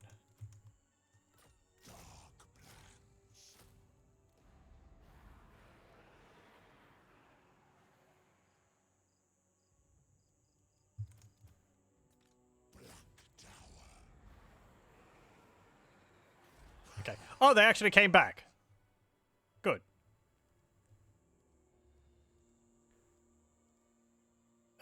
Could I get something from here? We could get the Flock of Jaff. Those can be useful. To have Death from Above. A, small bombardment ability. These ones are new, I think. Have a formation ability. Glowing Ghouls are new too. They've got Warp Quake. And they got Contaminated on their attacks. Ooh. Green Skulls. That's another new one. Chilling Aura. These ones. Chilling Aura again.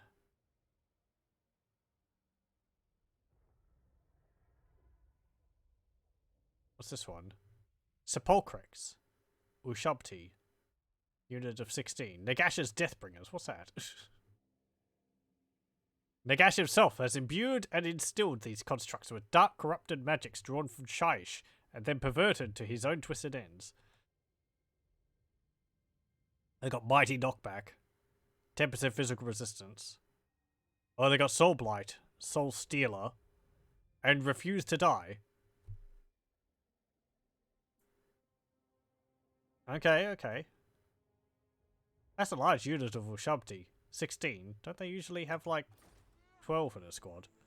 Hang on, do I have... I might have unit size on Ultra. Yeah, I do. Usually I play on large.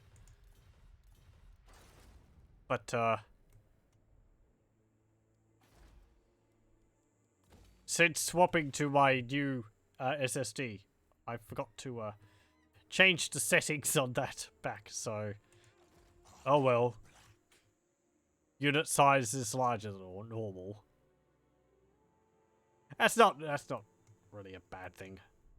I usually play on large because I think that's what the game's based around, rather than Ultra. Doesn't make that big of a difference, though.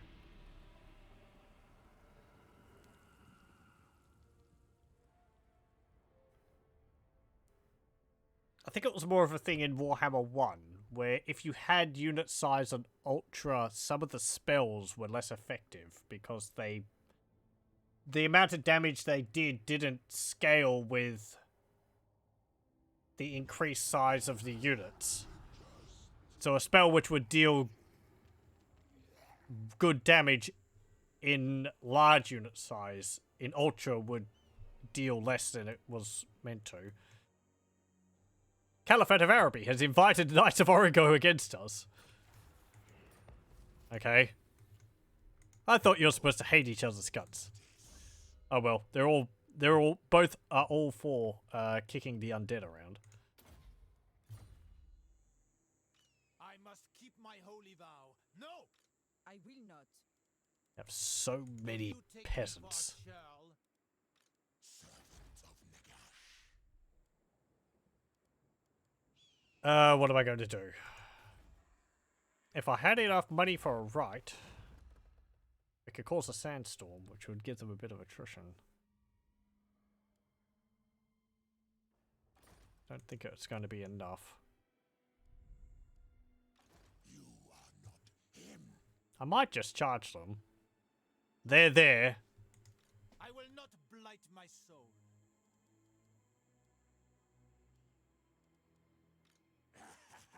Doesn't look like they have much cavalry. My lady will not allow it. They don't have this guy in there. Sir. Absolute power. Yeah. Death. Let's see. Okay, they've got 2 units of Knights of the Realm.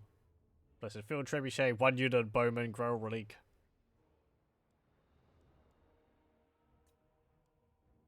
Yep. And we'll fight this because I don't want to lose those Nehekaran warriors.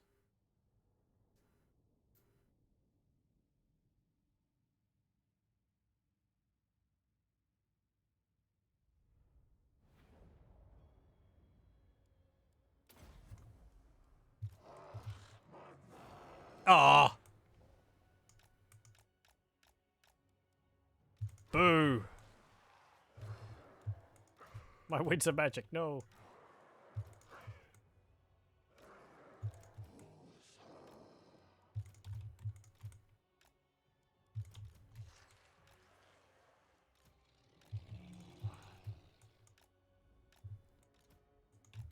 You can go like that. Hang on.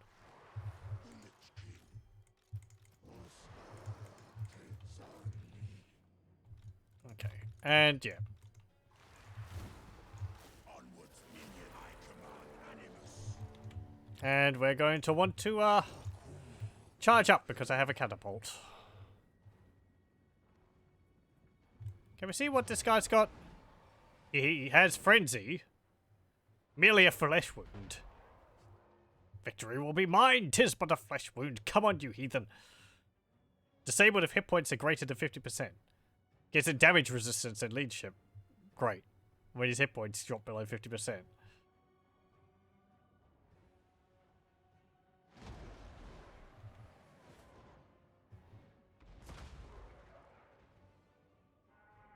Oh, the Grower Relics have got Frenzy as well. Knights of the Realm have got Frenzy too. Hooray! Frenzy for everyone. These are like, essentially like Crusader states, so they're kind of nuts.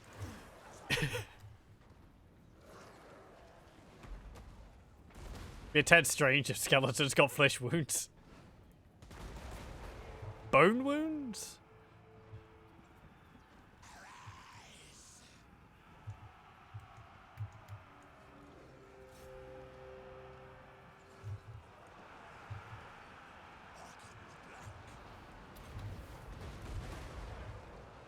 I'm gonna keep you away from Tierwald. He's a kind of a big deal.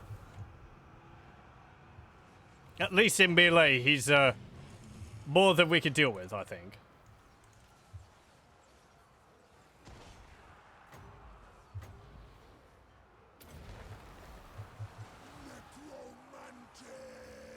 And we can summon some zombies.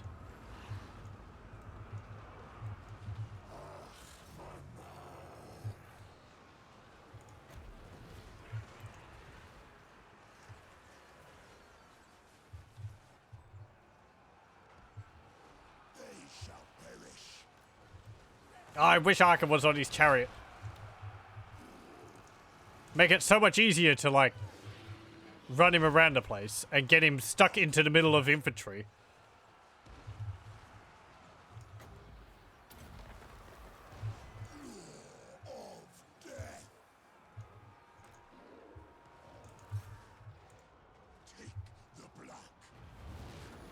You're a bit slow on casting those zombies, Arkhan, but, it's fine.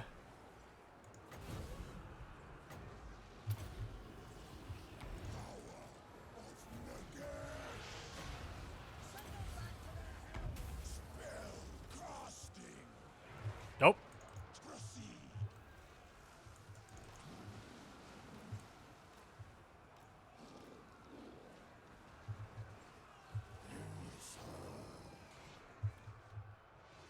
Okay, they've mostly been dealt with.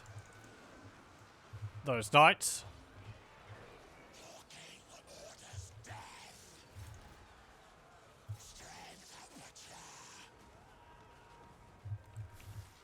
Come on. Spit some gunk at them.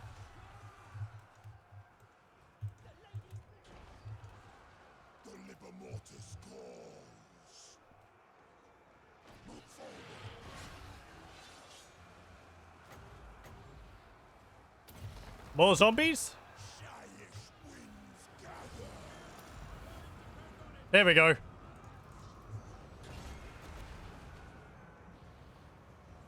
Also, I can cast this on the zombies. It gives them some anti-large. You've seen zombies with 16 bonus versus large. I mean, their melee attack's still 5, so it's kind of a waste, but... They're eating the horses. That's what's happening.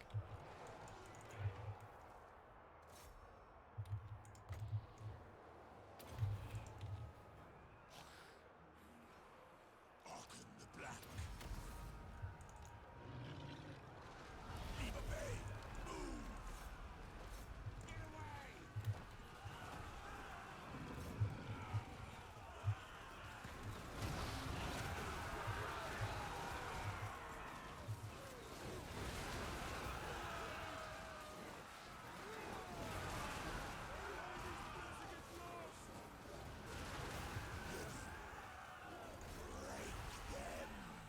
There we go. That didn't go too badly at all. Ah, me bones, matey.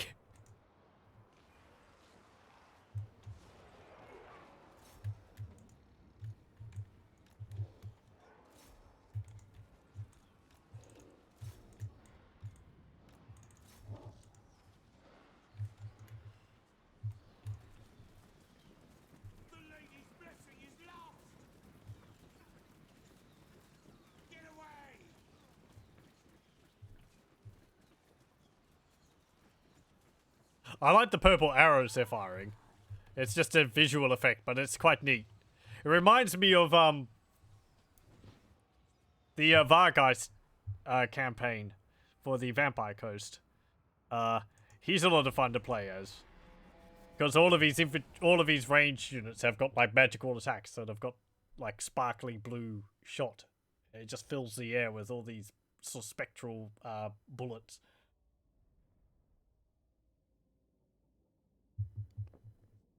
And then I was also reminded of I think it was Grim Burlockson. He's able to upgrade his Thunderers with explosive ammunition, which is pretty nice against clustered infantry. It's not too much of an explosion, but it knocks everything around, so it's really good at like blunting infantry charges. And enough of it poured into a unit deals quite a bit of damage anyway, because even if the explosions don't deal too much damage, it's still like a squad of Thunderers firing at a unit. Find souls.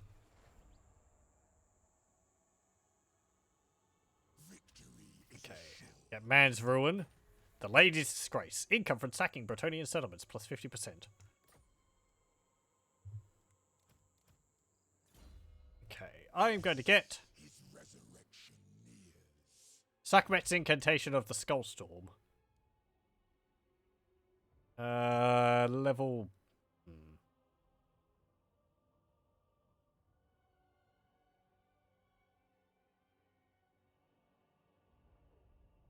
That reduces it by 2 for the cost, so that would go for 13 instead of 15.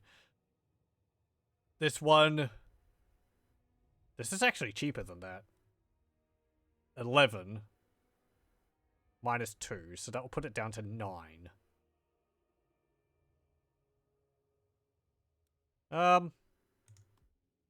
mean, sure. There's going to be a lot of Bretonnian peasants, so having a vortex to cut through them would be pretty useful. More useful if I had a Wind of Death. Oh.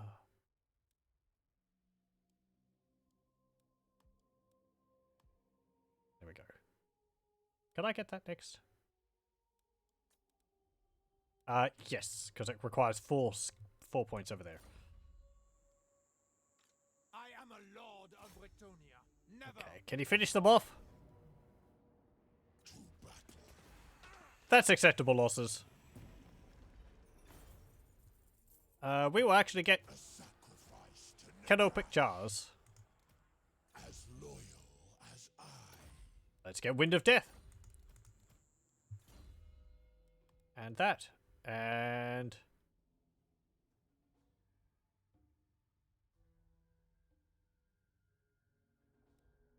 I guess I can get overcast version of that. Minus 40 melee attack. You can get Wind of Death.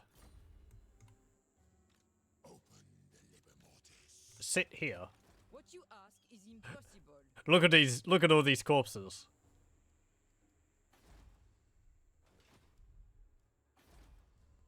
They don't even comprehend the power of the magic which is about to be unleashed upon them.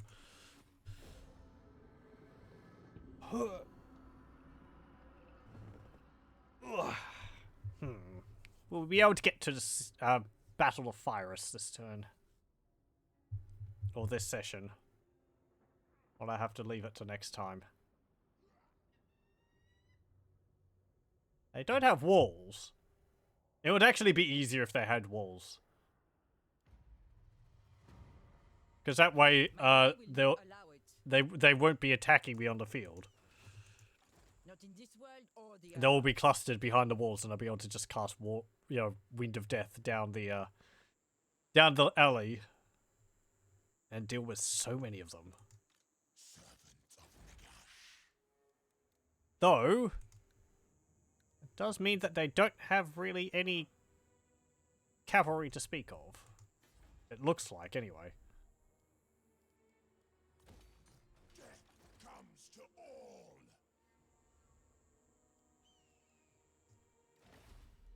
Can I get you something? A coppish. Don't need that. What about sacrifices? Oh, okay. Grisly payment. Sacrifice 400 slaves for grisly payment for 5 turns. Minus 80% upkeep for ogre mercenary units. That's nice. I was thinking what we would end up doing if we came across some ogres. Because, you'd have to pay them, but we don't make much income. You can sacrifice slaves for canopic jars. I think at the moment we want to have our slaves for income generation, though.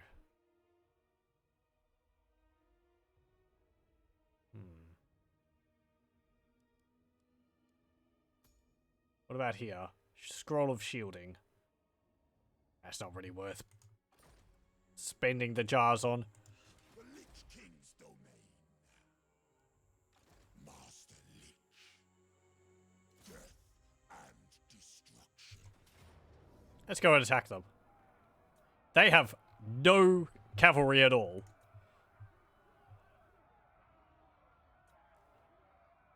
It's fantastic. I don't have to chase them down. Ugh. Luxury.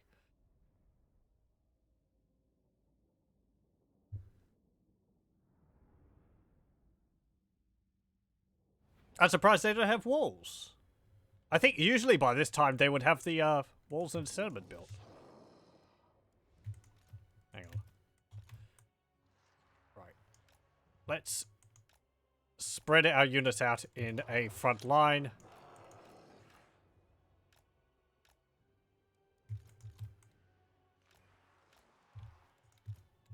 Oh, this hero doesn't have the breath attack.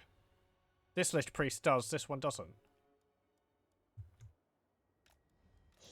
I was wondering whether he used up his ammunition last time, in the last battle.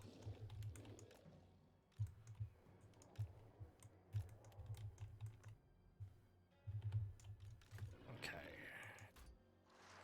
Damn it. Sorry. The units have to be ordered in the right way. If the heroes or lords aren't at the beginning of the squad, they don't speak their lines. So it just means everything's ruined and I have to reorganize the squad again.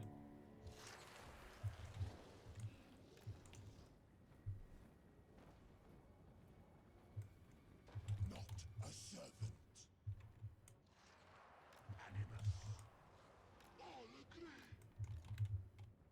Okay. What have they got which I should go for? I mean, they've got some archers there. 1, 2, 3. Looks like 3 units of archers. Not there. The vampires one is Stevens. Ah, okay, it's from the other mod. Would it be that hard to give a range attack into someone, which connects them together though? Mentioned in passing to Steven.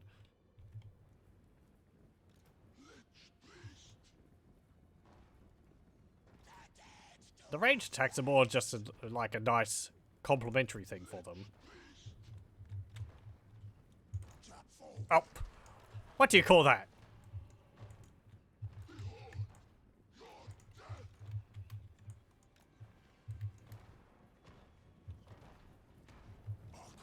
Why have you broken ranks? It's too eager. Hang on.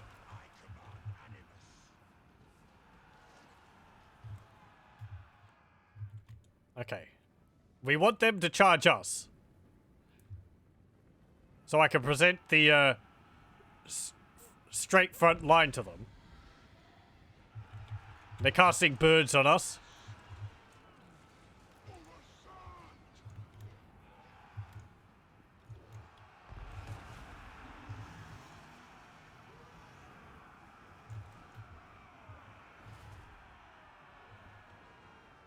Come on.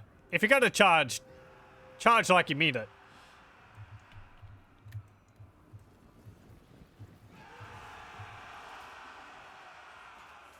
Oh, I'm not sure about this.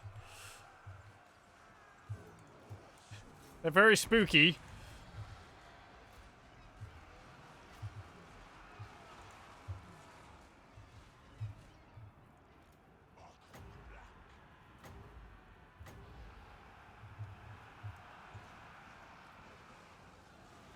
Come on, can we get a few more into melee before I use this?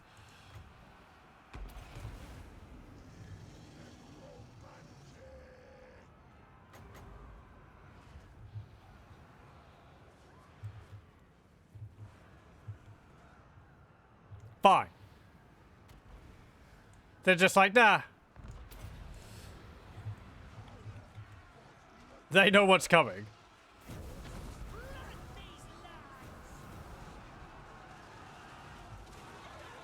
I hit my own unit a little bit there, but oh well.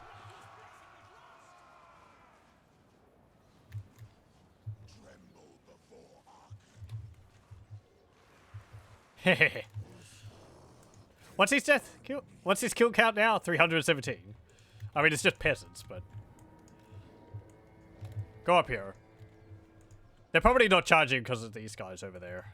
They're like, oh, they might, you know, they might actually attack us.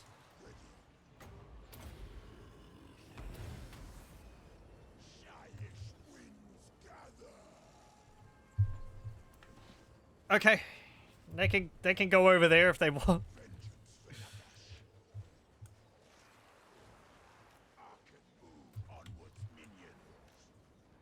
The inner workings of their tactics are an enigma. You gave each a different visual effect. So death shoots Osirian spirits energies. Light gets Petra, and fire and Hekara gets Assas corrosive poison magic. Oh, okay. I didn't realize they were different. That's cool.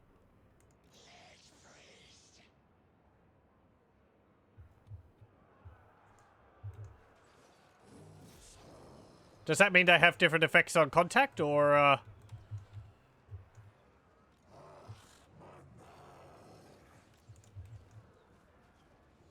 is it just visually different?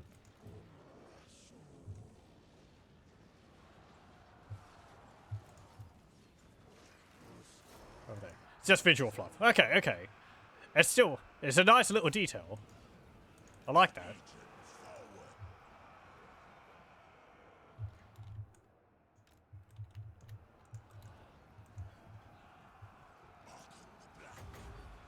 Okay. What? Don't have enough magic.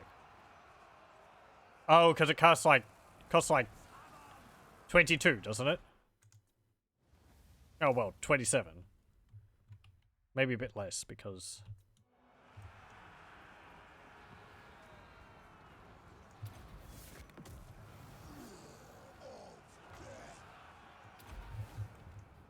oh.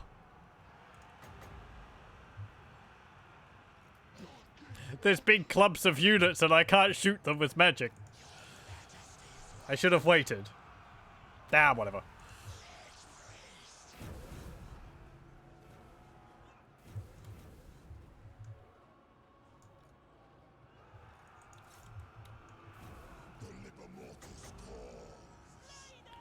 I wish it shows you the cost for an overcast as well.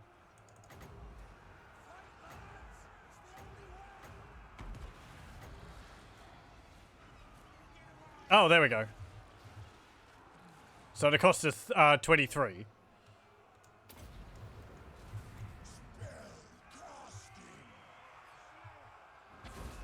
Nope.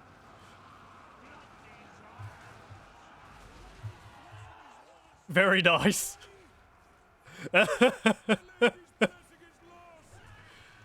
And how?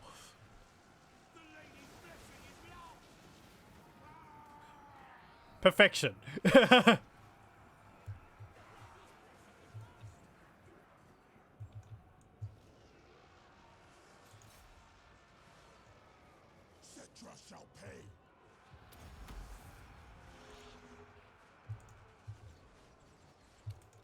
I'm kind of glad Wind of Death is as powerful as that.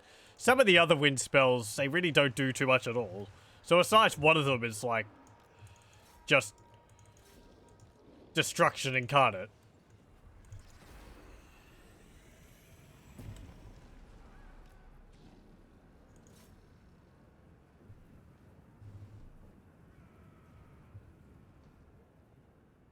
I think the, oh, what's it called? Penumbral Pendulum's pretty good also, but it's very narrow. And it's mostly armor-piercing damage, so you use it against heavily armored units. Pestilent Breath from the Plague Monks is pretty nice. Or from the Plague Priests is pretty nice. But again, you use that against, like, low armor troops. Flaming Skull. I think it got some randomness to its pathing in one of the past patches. I feel like it always veers off and goes through my own troops when I cast it. It's not just a straight line like Wind of Death is.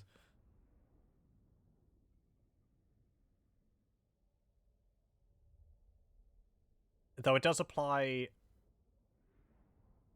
Burnt? I think? As a debuff when it hits units. Yeah.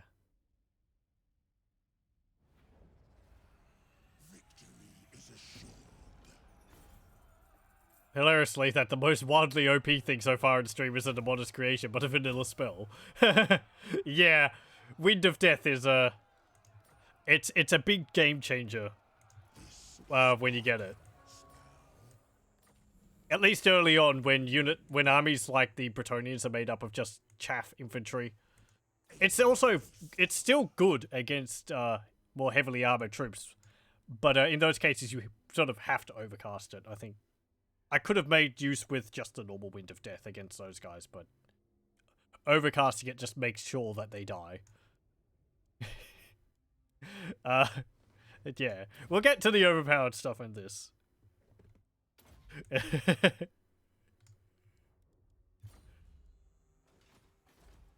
we go, we owned another region.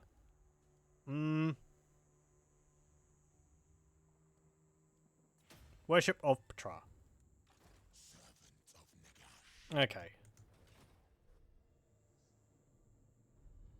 Surprised we didn't get a battle icon from one of these for all of the deaths. Sandrian Cameric. Let's see down here. Tower of Arkhan is ruins. Is that... hang on. That held by the Desert Kingdoms? Or is that held by... trolls? There's not Chaos Corruption here, so... I don't think it's trolls. You now own the entire mountain range. No. No?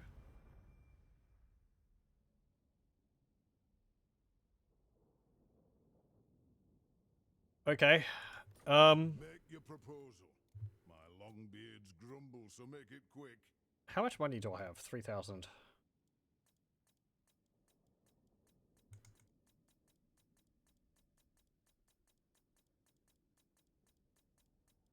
Hey, have a small gift. We have many words for gold, but for nothing gleams like it. This will be placed in the vaults with our thanks. There we go. If I want to keep on their good side for the moment. It'll just make things a bit easier. And then I can turn on them when the time's right. Right, so we own 2 provinces here. It's turn 14. Next up, let's see, because I'll probably end it here for tonight, but let's see. What will we do next? Setrad's going to be a pain. I'll probably go after him, and then we can go down to here and take the Black Tower of Arkhan and the associated province. If I have to, I'll take out the Greybeard's Prospectors, but they're usually allied with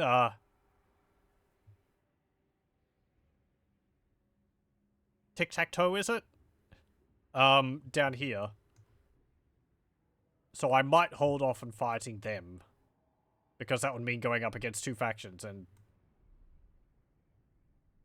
other factions are going to get annoyed at us as we come across them. There's a Black Pyramid of Nagash here. Getting that depends on how strong the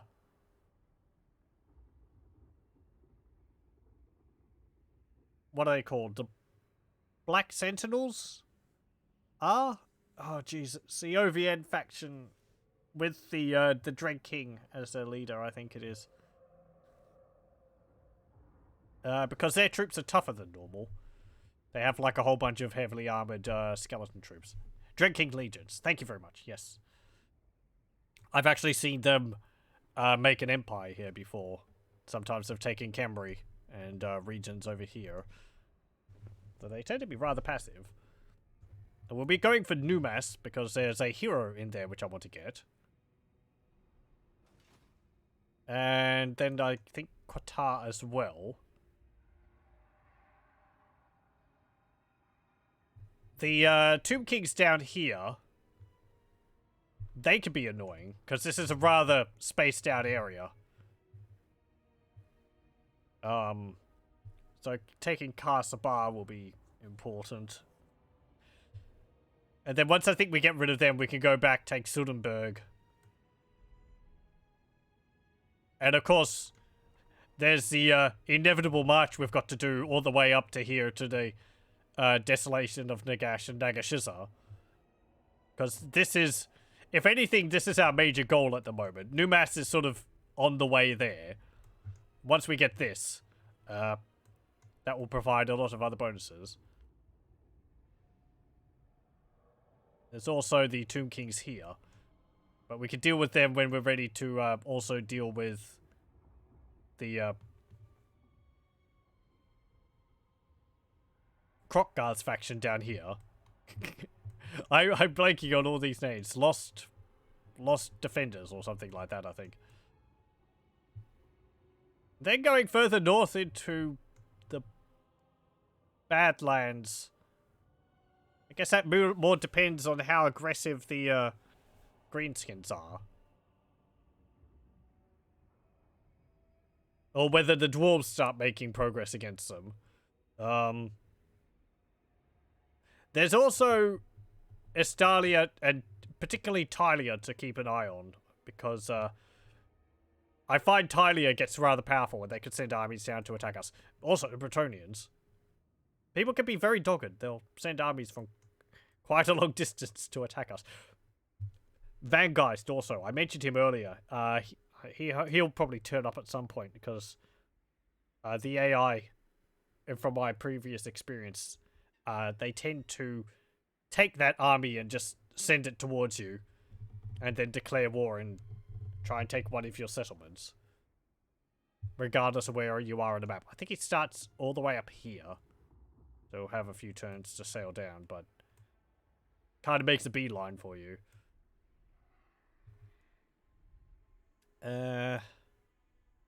But yeah, I think we'll save it there, and we'll continue with the Arkhan the Black next time. Been going pretty well so far. We weren't majorly held up against the Bretonnians.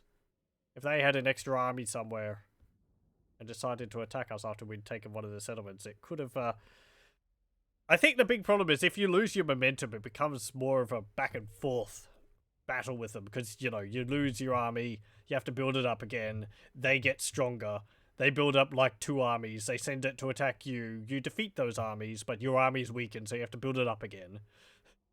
And it sort of keeps doing that until you have forces which are strong enough to able to deal with the Bretonnians with minimal casualties. That's why I'm surprised we were able to take Faris before it got walls.